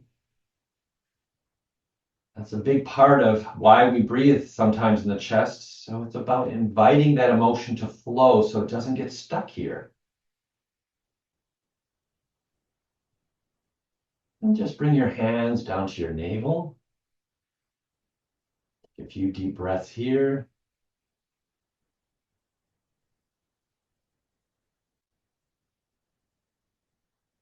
Let's check the side again. See if it's easier to breathe. Engaging the hand here, getting a sense if it's open a little bit more on the left and right side of the diaphragm. And once again, no judgment, just being curious. And then one more time at the kidneys. Little drop of that tailbone as you inhale and let it roll back into place. And just see if it's a little bit easier to breathe into the back. Now, if this one is really challenging, a great way to practice this one, I invite you to do this lying down. The great way to start getting all of this area open is do it lying down. You can lie on a couch or lie in a bed before you get up in the morning, or a great way to do it, or on a yoga mat. Or just lean against a wall here and breathe into the wall. Great. And then hands back to the navel. Bring your feet a little bit closer together. Take a few more. Just kind of let all that go and just breathe and just notice how your breath is. Just kind of be in the breath. Just notice how it wants to flow now.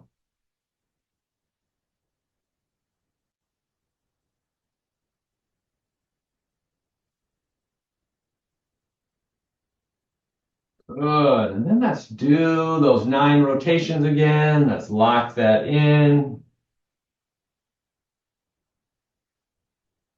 And the other way.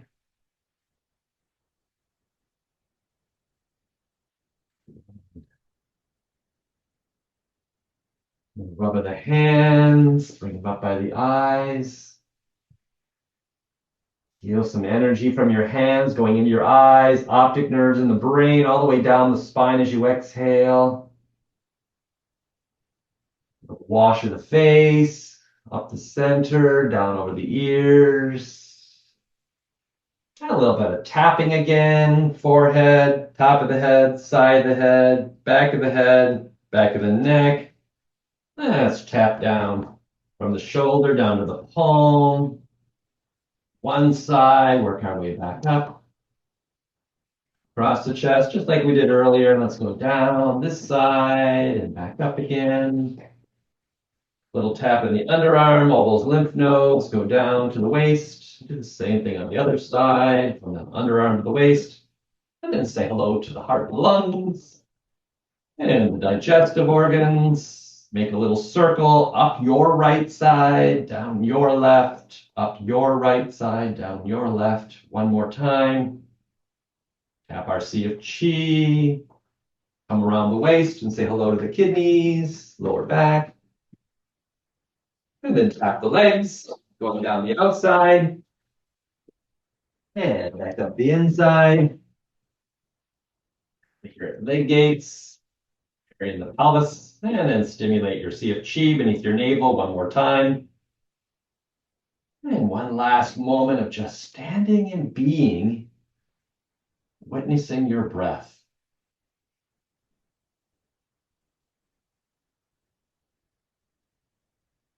Good. Lovely practice, everyone. Thank you, thank you, thank you. Wow, again, thank you so much, John. Feel how easy it is to breathe deeply now. It's so wonderful. So different. And your body is much happier, I'm sure. Yes. Giving So yourself a little important. breathing practice. Yes. Awesome. I wanted to note that if you have questions, you can put them in the chat. So feel free to do that anytime. And going to do meditation now. Breathing, meditation, Qigong exercises. Awesome.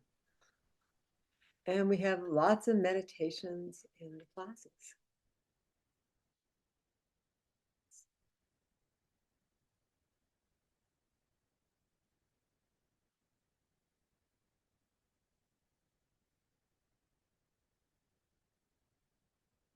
And I like my meditations always come with my guides because the guides bring in a lot of energy. And even if they sound a lot the same, there's still it's still there's a sense of aliveness and connection to spirit that only happens when the meditations are fresh and channeled. They're not just in my mind or something. It's always fresh and it's always more powerful. So here we go. Okay, John, I like to check the sound level. How does that sound? Good? Sounds good? Okay.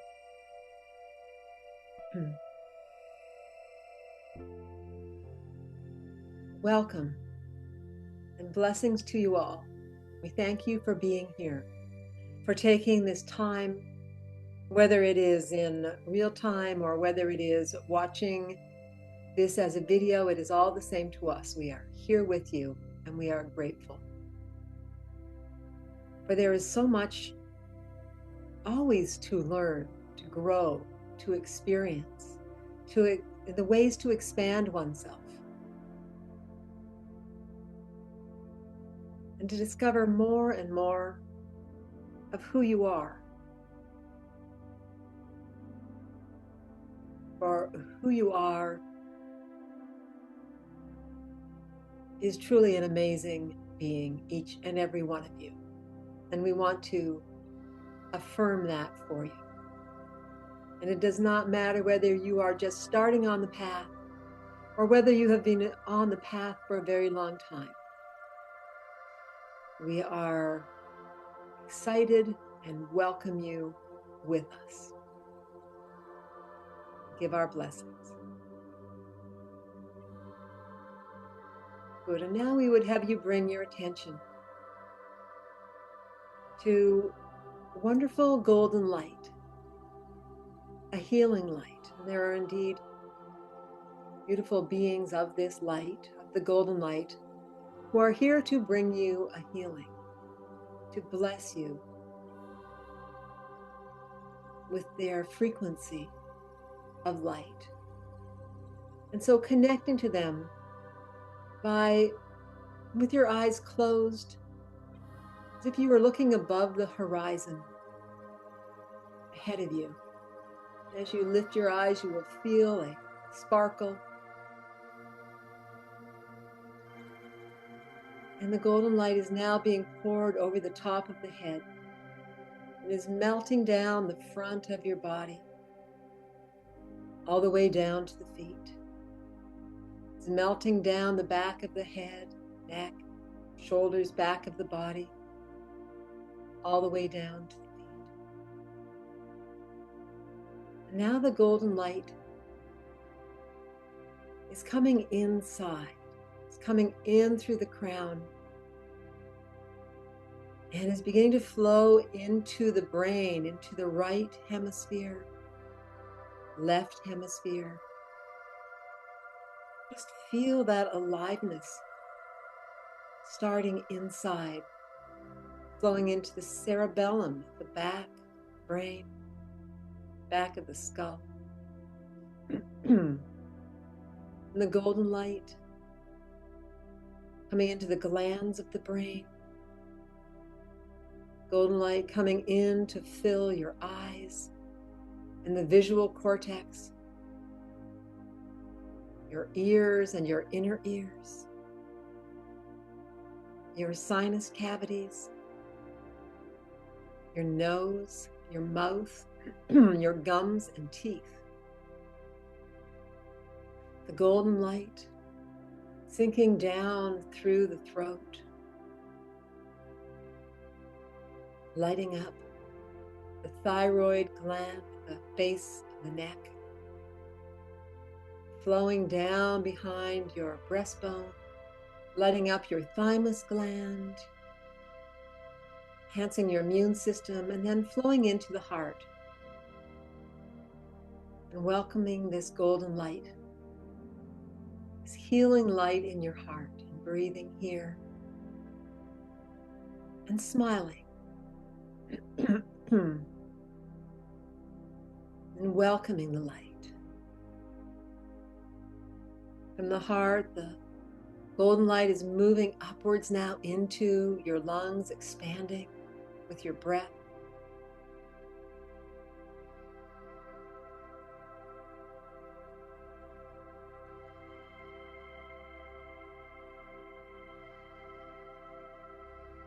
Golden light is sinking down into the liver on the right, bringing healing through the liver, all of the lobes of the liver, and welcoming this light.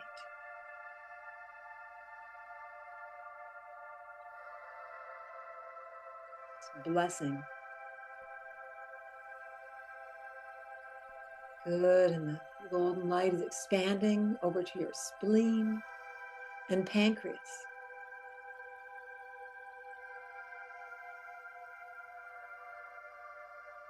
Again, not worrying about exact locations, just your intention. Golden light expanding into the kidneys.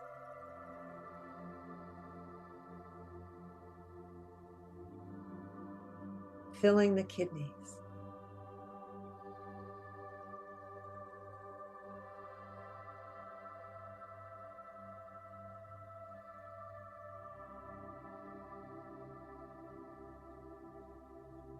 Good, left and right kidneys now, glowing with this light. As the light now moves into the digestive system, coming into your stomach.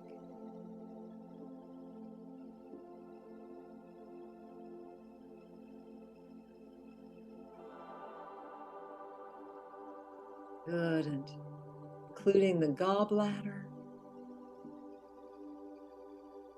Smiling to the gallbladder, bringing your awareness down into the small intestine and the heart of the lower abdomen.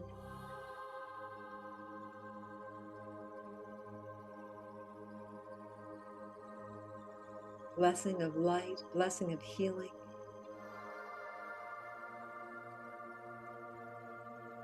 Good, in the light, moving through and coming up your ascending colon on the right. Across the transverse colon to the left, down the descending colon, the sigmoid colon and back to the rectum. The light also sinking into the bladder,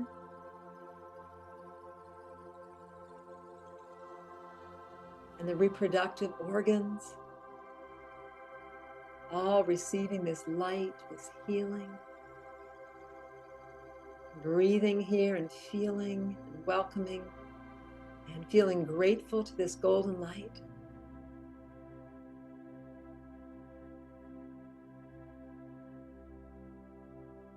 And the golden light now sinking into the blood, going to every cell of the body, into the bones and the bone marrow, into the connective tissue, tendons, ligaments,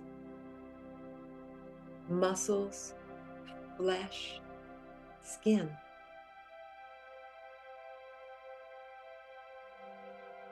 All through the body, golden light. And now you are glowing, and the glow goes out into the first energy field around you, your physical field close to the body. Wonderful glow. That glow is increasing and going out into the second energy field around you. Emotional, mental field. And shining out beyond that, the wonderful orb, cocoon of golden light, spiritual field.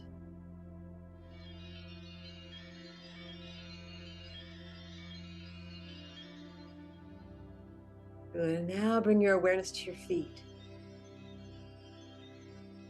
Dropping down into the earth like roots. Feet melting down and roots going down, down into the earth. Feeling your connection with nature and life. Feeling your connection with the elements that create life. Feeling your connection with the spirit of the earth, spirit of this beautiful blue-green planet, your home in the cosmos, great mother, Gaia. Feeling that connection.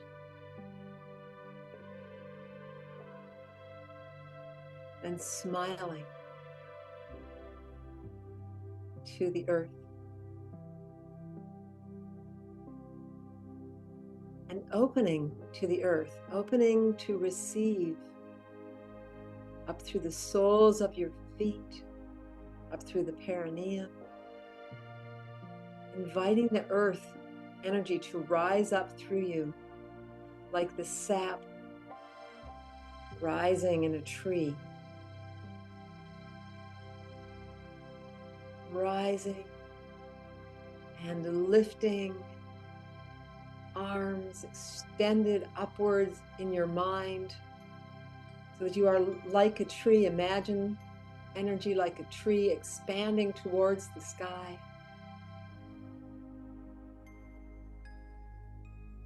And smiling towards the heavens. Great heavenly forces. Force of the universe, the sun, the cosmos. The light.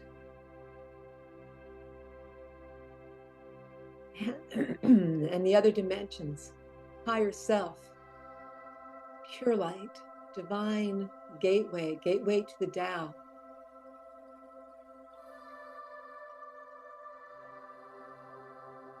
Great heavenly force, protective force, guiding force. And inviting this now to pour down through your leaves and branches, flowing down through you and over you.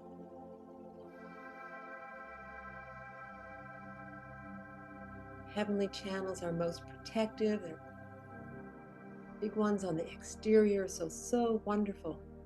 Heading down into the earth.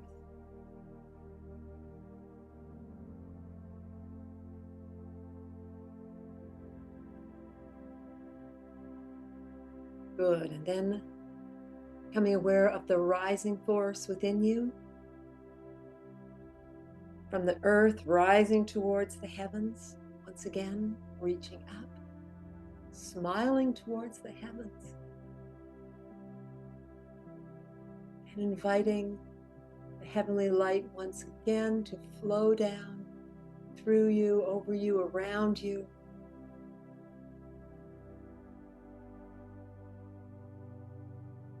Back down into the earth.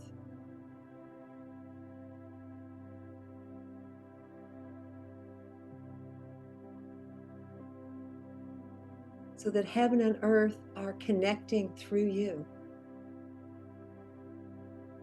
Feel these forces extending upward to the heavens, extending downward into the earth.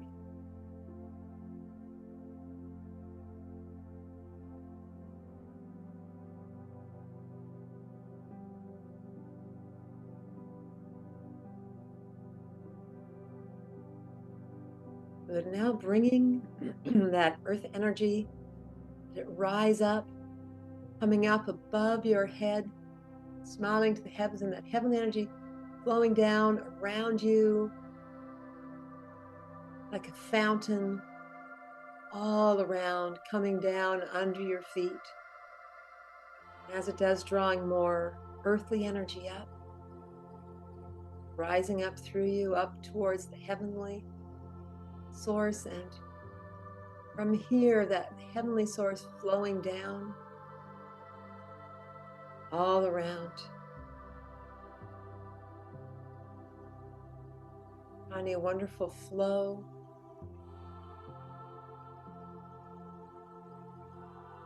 Sense of a cocoon, a toroid in your field.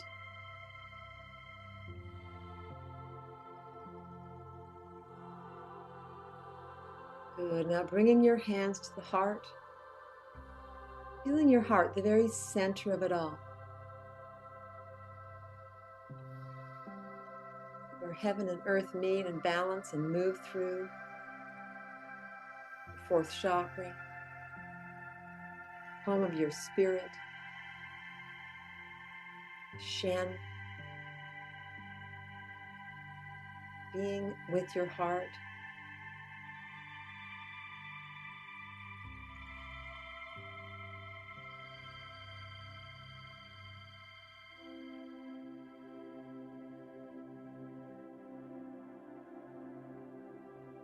Good. And then bringing your hands down once again, the lower abdomen. Breathing up the spine, down the front of the body.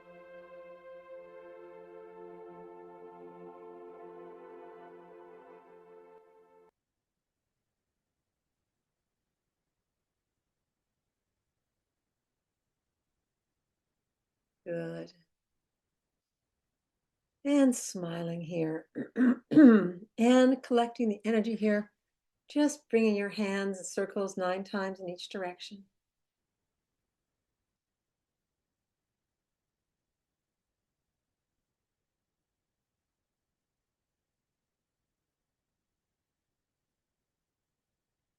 Good. And we thank you for playing with us and for being open to the energies, to the light,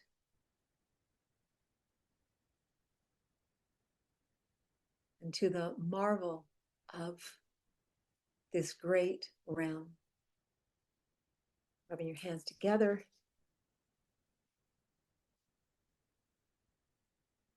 And breathing in at your eyes. And then we're just going to brush down. Let's just brush down. And down your legs to the earth.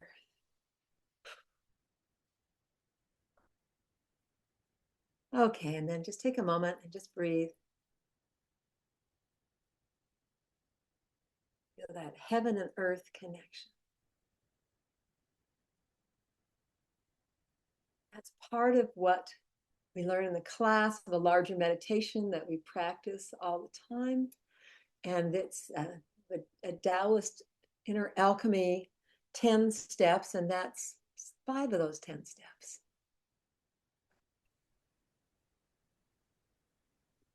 Hey. Okay, so as you relax and enjoy, we're going to get into some class logistics.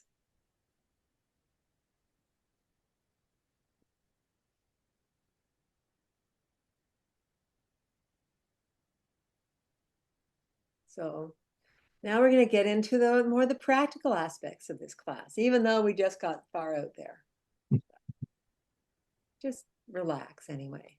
So Because you'll have the video, everyone, so don't have to worry about memorizing anything here. yeah.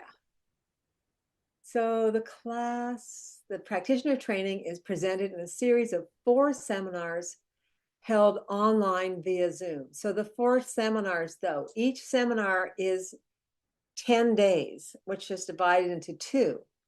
So we have a 5-day part A segment and a 5-day part B segment. Hence, we have P1A and P1B. That's because it used to be, we didn't do these things online. So everyone came together for 5 days, and they were long days, 9 until 6 night. And so there was a lot, and it was pretty overwhelming. So actually, John and I are very happy spreading this out. And also, there's a lot of expense for people having to travel and get hotels and all of that. So all 5-day seminar segments run Wednesday through Sunday. And our class hours are from 9 until 1 Pacific time each day. Program is completed in June, and we have a 3-day online clinic for the general public, which is also on Zoom, and which is amazing. It's sort of like you've learned all this. Everyone says after the clinic, like, oh my goodness, that's just taken everything to this whole other level. Because during that clinic, you'll be partnered with a student who is more advanced than you.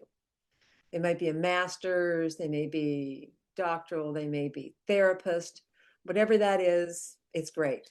And all the classes are recorded and made available to students at no extra charge following each segment. So you get the recordings of these.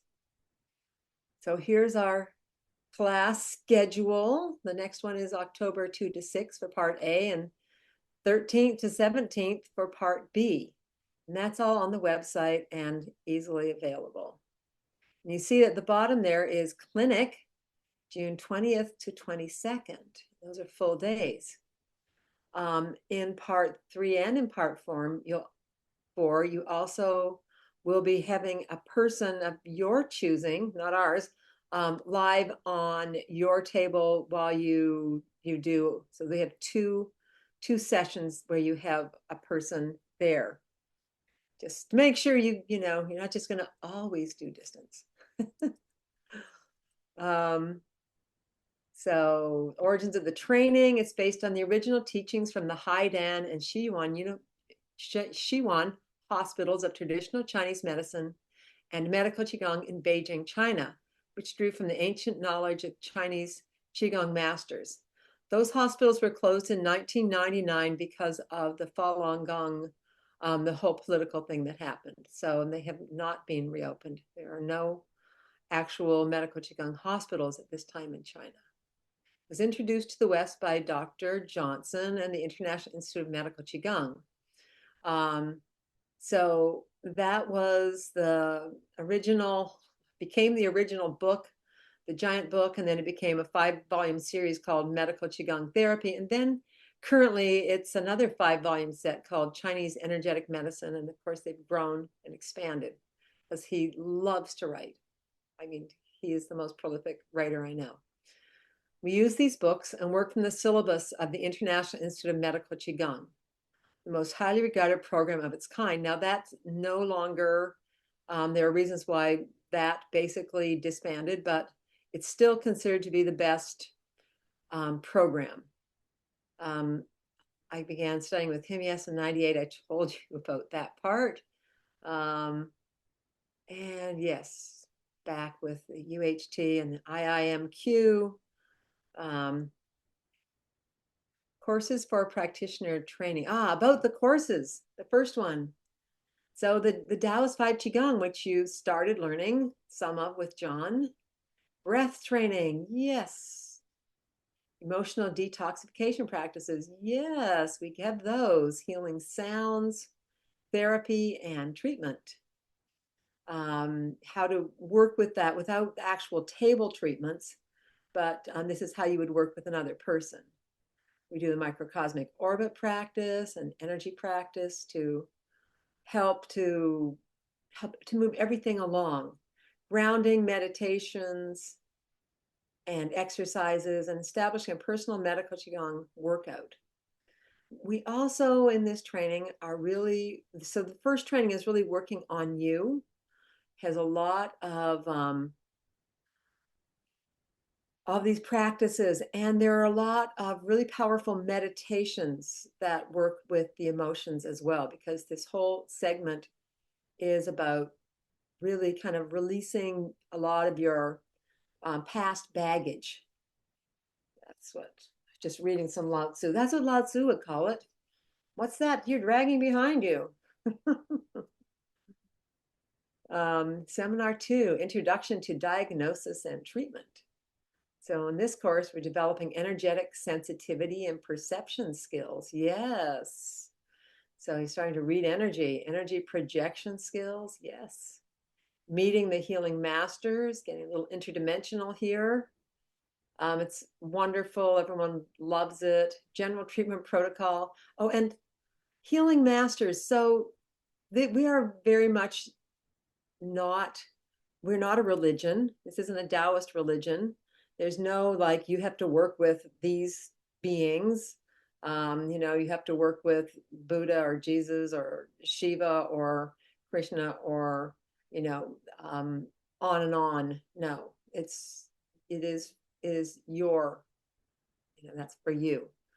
And your guides, whoever those are. General treatment protocol, you learn this. You learn it with distance therapy. It's amazing. We do magic gloves treatment where you just allow the divine to take over.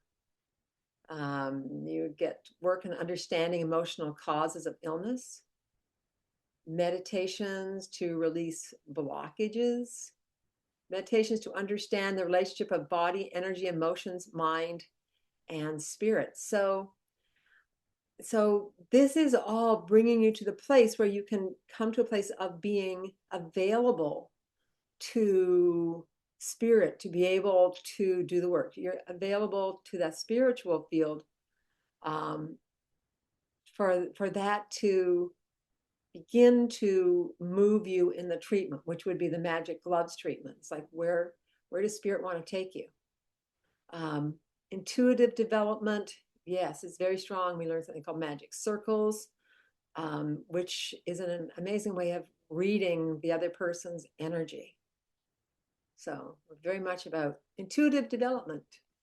Seminar 3, Clinical Foundations.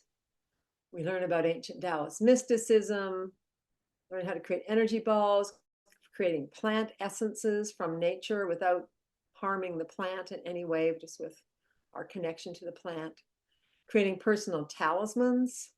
So working with objects to imbue them with powerful energies, materializing and dematerializing energy.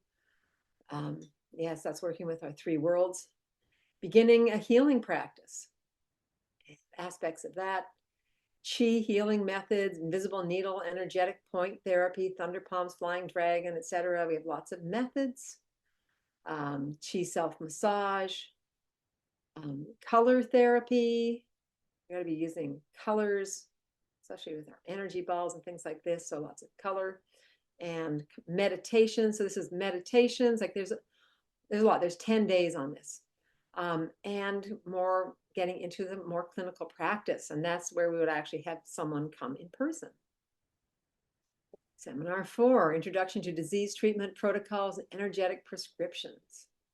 So the treatment of organ diseases. So now we're getting into our recipes, our protocols. So now you've learned and you'll be able to understand and be able to work with the protocols that are in the textbooks.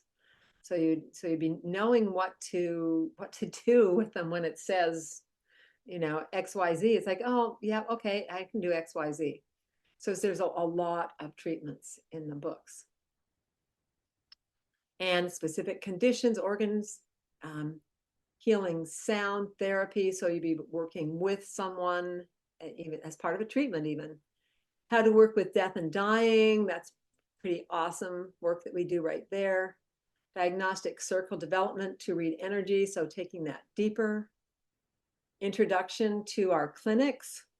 And so a little practice of how to work with another person, even though it would just be with another student at your own level, but it's an introduction to the clinic and what that's like. And then clinical exam, practical exam, graduation celebration. So the exams are no sweat. We make sure that you're totally prepared. So people go, exam, oh no, I'm already sweating. No, it's not a sweating issue. Everyone likes it. A lot of it's just subjective. So it's just an opportunity to go over a few things that we think are important and to make you think. All classes are on Zoom. How does this work? Exercises, lectures, meditation, etc. Easily work on Zoom. All students are sent an inflatable life-size body to use during the training. So when we're going through and you're learning how to work, you're going to have an actual inflatable body that you can put on a massage table or wherever it is that you like to work on. It's nice to have a massage table, but not necessary until seminar P3B when you're required to find a live volunteer to work on. Or whatever you want to use. Maybe you have a banquet table or something you can put a foamy on top of. Students will be exchanging sessions with partners, rotating through the class at a distance. And yeah, you'll be amazed how powerful this is. And the end of the year clinic, yes, is also distance. Textbooks. All students are provided with highly informative handouts, as well as a copy of the class PowerPoint as a PDF following each seminar. Textbooks are not required for seminar 1, that's A and B, but highly recommended, except at the moment they are out of stock. And I'm waiting for Dr. Johnson to get them back in stock. They are a huge asset throughout the practitioner training, and they're required when we go beyond seminar 2. You can order the books on the website and will be shipped promptly when I get them. I got to get them first. Okay, practice, homework, and exams. This class is life-changing, and practicing the exercises, meditations, and session work is the foundation for that transformation. And we think that you can do that in one hour per day will change your life. We'll be setting up support groups and our mentors to keep the energy going between classes, and it's awesome. There are homework exams following each seminar, and this is an opportunity to review what is taught and assimilate the information and practices. And they're actually a requirement if you want to graduate at the end is to basically do your homework. You don't have to get 100% on them. It's just you have to do them, but you're also allowed to do them as a group with other students and have fun doing it. So we really encourage that, like, okay, why don't you set up it's Saturday morning homework time. At the end of the 4th seminar, I talked about that, practical and written exam. We will have already been watching our students work throughout the year, so no worries. And you'll be 100% prepared. We are proud that all of our students have passed. Except for maybe 2 times people refused thought they couldn't take it. And it's like, well, just take it. The certification levels. Empty Mountain Medical Qigong Practitioner Certification. Complete all courses, clinical hours, homework exams, and final exams. And you get your certification. You can take that a step higher and get that into the Shamanic Chinese medicine. And to do that, you take the Channeling 1 course, which is next offered in February. And then the International Institute of Qigong and Shamanic Chinese Medicine, Medical Qigong Practitioner Training. You complete all of our courses plus 48 hours of the clinical exam. Externship. And that means 48 hours of actual practice that you document. And then the IIQSCM Shamanic Chinese medicine certification, which is all of that plus the channeling. So anyway, so that is the certification. And then we have our practitioner program, 4 seminars completed in 1 year, therapist program, 4 seminars. And you don't need to have the TCM to get the Empty Mountain certification, but for the higher certifications, you do, and that'd be 50 hours of TCM and anatomy, physiology, 100 hours. And it's done over 2 years. However, you can overlap with the master's program, which is 4 seminars.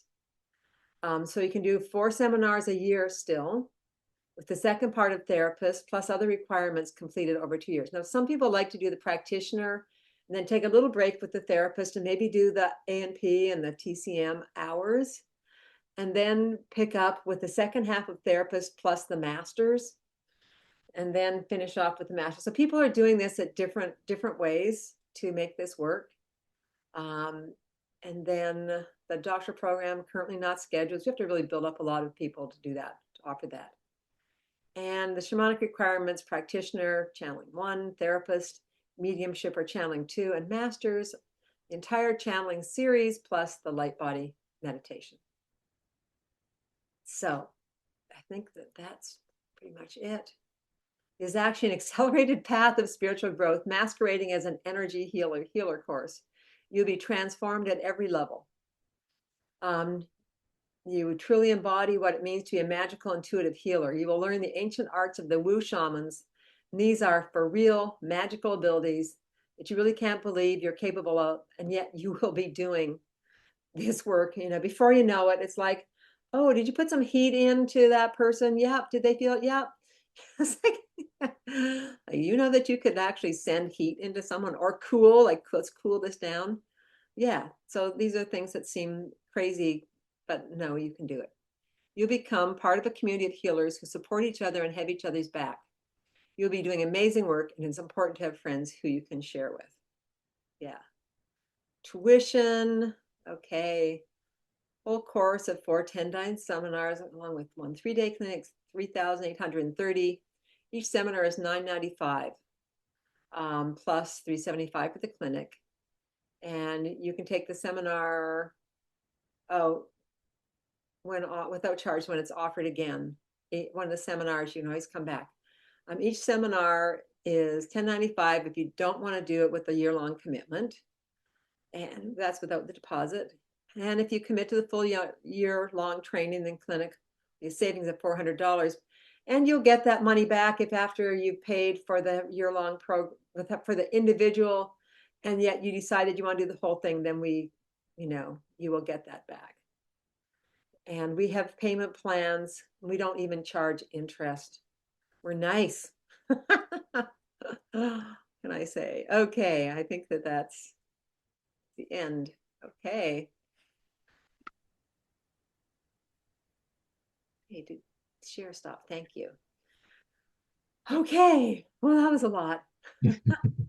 So do we have anyone still here? Yes, we do. So anyway, we can open up to questions. And you can feel free to, we won't put you on the video, but your voice will be kind of floating out there if you want to do it, unmute yourself. Or if you'd rather just put that in the chat, we'll be happy to read it and answer your questions. Yeah, don't be shy. Don't be shy. And the math wasn't right on the total for the tuition. So okay. Any questions? Sorry. No problems with that. So just letting you know I think the tuition was wrong, wasn't it? that total was wrong, 38 something, because it's the 39 something. Yes, so it's 4,000 actually when you add the clinic.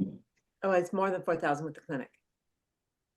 Yes, that wasn't the total. So it's all good. It's correct on all the material we'll send you. Everything we send that's corrected for the future, but yes, we'll make sure it will be clear before you. And like we say, you can do it over time, so you can arrange to do a payment program, which a lot of people choose. Yeah. Okay, yes, I see that. Kristen, yes. Yeah, go ahead. Thanks for all of that. That was really great. Uh, hands-on introduction. I really appreciated that.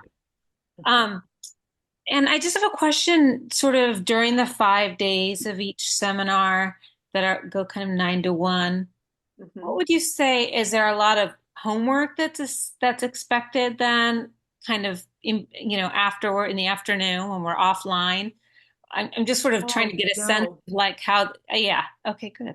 No, no, no. No, There's no, no no, overnight yeah. homework. No, we don't do that to you. Have this done by So five much. tomorrow. No. No. Yeah, so you take the seminar from 9 to 1 and then, you sort of leave it and come back to it the next day. Yes. And then but hopefully you get together and and you don't get the exam until after the whole seminar. So after That's part B is done, then you'll get the you get exam. home. So just, yeah, just be there Yeah. in the class and absorb what you can. You'll get the videos, And so review as much as you want. yeah, Um, practice. Yes, practice, practice. That's what we want after the part A is to really spend yes. time Yeah, to together. practice what you've learned, to practice Yeah. the exercises and stuff so you can start to Ex- get more curious or more familiar with them. Yeah. Yeah. All right, great. Thank you. Hmm. Okay. I think we maybe covered a lot. Oh, good. Question. Is there any aspects that students find they struggle with in your experience of teaching over the years? It's very individual. It's very individual. Yeah. So some people, it's like, oh, I just can't get to doing my exercises. And it's like, well, you don't want to do them if you don't want to do them. Like you need to really feel. But then we say, well, maybe try smiling and just starting with some piece of it that you like. Like look at the exercises. Maybe there's like one we call the golden ball. Just maybe do some golden ball and smile and enjoy. And maybe if you do that, then maybe you're gonna makes you want to do like, I want to keep doing this. So you'll expand into more. So that's one. And people sometimes the meditations, but usually they like to do the meditations and they're part of the homework is like do the meditation and how did it feel? So, so I don't And know. sometimes when you're first learning how to work with energy, that can be very challenging at first, but it does happen. It does happen. Is And usually find out from the feedback that people think like, I don't think I did anything. And then the person they're working on describes, well, I had a headache and my headache is gone. And then I think you worked over here. And then, they're like, oh my God, it actually worked. We used to do this where we set up, you didn't know anything about the person that you were working with. So it was sort of like a double blind thing. And then they'd have to do sessions on each other. And it was amazing. They blew themselves away with what they got. It's like, did you have like, I got something about an ankle, like, but then we always get to give our disclaimers like, I don't think it's true. I'm just, learning it, so you don't feel like I'm suddenly intuitive, but it's amazing. They all got blown away with how well it worked. right. Do you remember you doing that first time? Yes, because I had someone in Victoria and I was doing this and I was doing these sessions and because that was our we used to do everything in person, so we didn't do a lot of the distance. So Right. it's quite the opposite of what we do now. That's why we make sure you have some chance to work with someone in Yes. person. And I remember the first time I did it, I thought, wow, I'm totally being told that it's this, that, and that, but really? Okay, I'll just do this. And then I talked to them and I was so amazed and it was spot on. The guides were really giving me spot on information. And that really was the beginning of convincing me on a bunch of stuff. So those sessions were powerful. Yeah, and that we all have these abilities. Yes. Just like the question here, what if you don't feel the energy with your hands? Don't worry about it. Like John and I said, we were like the slow ones in class. Now it's sort of like, really, everybody else is getting this but me. Yeah, it's okay. Right. You will, it'll happen. And I have some people who do amazing healing work, like our friend Mark. Mark wouldn't mind me saying that. He Yeah. still to this day likes to deny that he does think Oh, it feels things. he is so doesn't think he can do it, and he's so powerful because he always has all the people that he works with just are blown away on how Yeah, and he amazing. heals all these crazy things. I'm not sure I'm really feeling it, but this person, This person's healing of their stroke. yeah, this person's having a stroke, or like they were scheduled for gallbladder surgery and now they're not. And I'm not sure I'm doing anything. Well, yeah, it's the energy moves through you. It's not like you Yeah, do it. right, And it's right, really the intention. And the intention is what will get you there. He right. always has a great intention of helping people. There is one more question that somehow got sent to me directly, so I don't know if that's Yeah, okay. sure. I'm actually gonna read it. If you're unable to participate in all the days, can you make it up? I'll be missing one of the first 5 days of the session due to traveling. Yes, that's called life. We realize that things happen. Yes. That's why they're recorded. If you miss, especially the first 5 days, it's a lot of introductory. You will not be behind at all. Hmm. You'll have, I send out after every class, I send out what we call a rough cut. So that means before all the nice editing where you can find everything, because afterwards, when the seminar is done, I will make sure that we block it off and say, this is where that meditation is, and that's where that lecture was. I'll do all the fancy, lovely stuff afterwards, but the day of, I don't have time. I just send you out, here's the day, and it's a rough cut. And you'll have that right away. So if you want to, you can always look at that or wait until the final videos come out and review them at that time. And at that time, and afterwards, you get the PDF. Right. And afterwards, you'll also get, and it'll be on a Google Drive, and you'll also get access to the recordings of the meditations. And I think we even have the PDF of the handouts in there too. So, Right. You get a whole Google Drive of all kinds of wonderful information that you'll be able to. yes. So you get your individual one for You'll the have this more than year's you want to know. class. You'll have as much as you want to go, how I deep as you know. want to dive. Then I give you the keys to the library for all the other years of teaching that. It just goes on and on. So we like you to have, everything that you might want. Okay. Any other questions?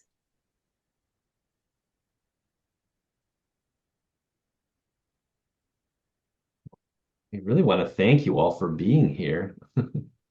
Yeah. Yeah. And if you have questions and you're thinking them later, just send them to Wendy or myself. We'll be happy to get back to you. If it's all logistic stuff of the class, payment plans, all kind of that stuff, please direct them to me. If they're more esoteric, they can go to either one of us. But if it's all the kind of logistic stuff, please direct that to me because I'm the coordinator for the course. Right. Or if you don't have John's address, send it to me and I'll send it to You John. got it. That too. That's Don't worry good. about having his address. It's like, oh, Yeah. Oh, this come on. is, Just get it out there. yeah. Or you can just send it to info@emptymountain.com. We'll get to John too. Yep. Okay, so let's round it up for today. So great to see everybody. We just do a little bit of a closing here. Yeah, we'll do a little closing. Yes, nice We'll to. we'll invite you to stand up again. Yeah, I like to finish, close the container at the end. Okay. So once again, let's feel the earth. Ooh, earth beneath us. And bring the hands up and just pause here and feel heaven above us. And bring that down through you to the physical. Wash through the physical. Wonderful sense of healing. And then earth and heaven.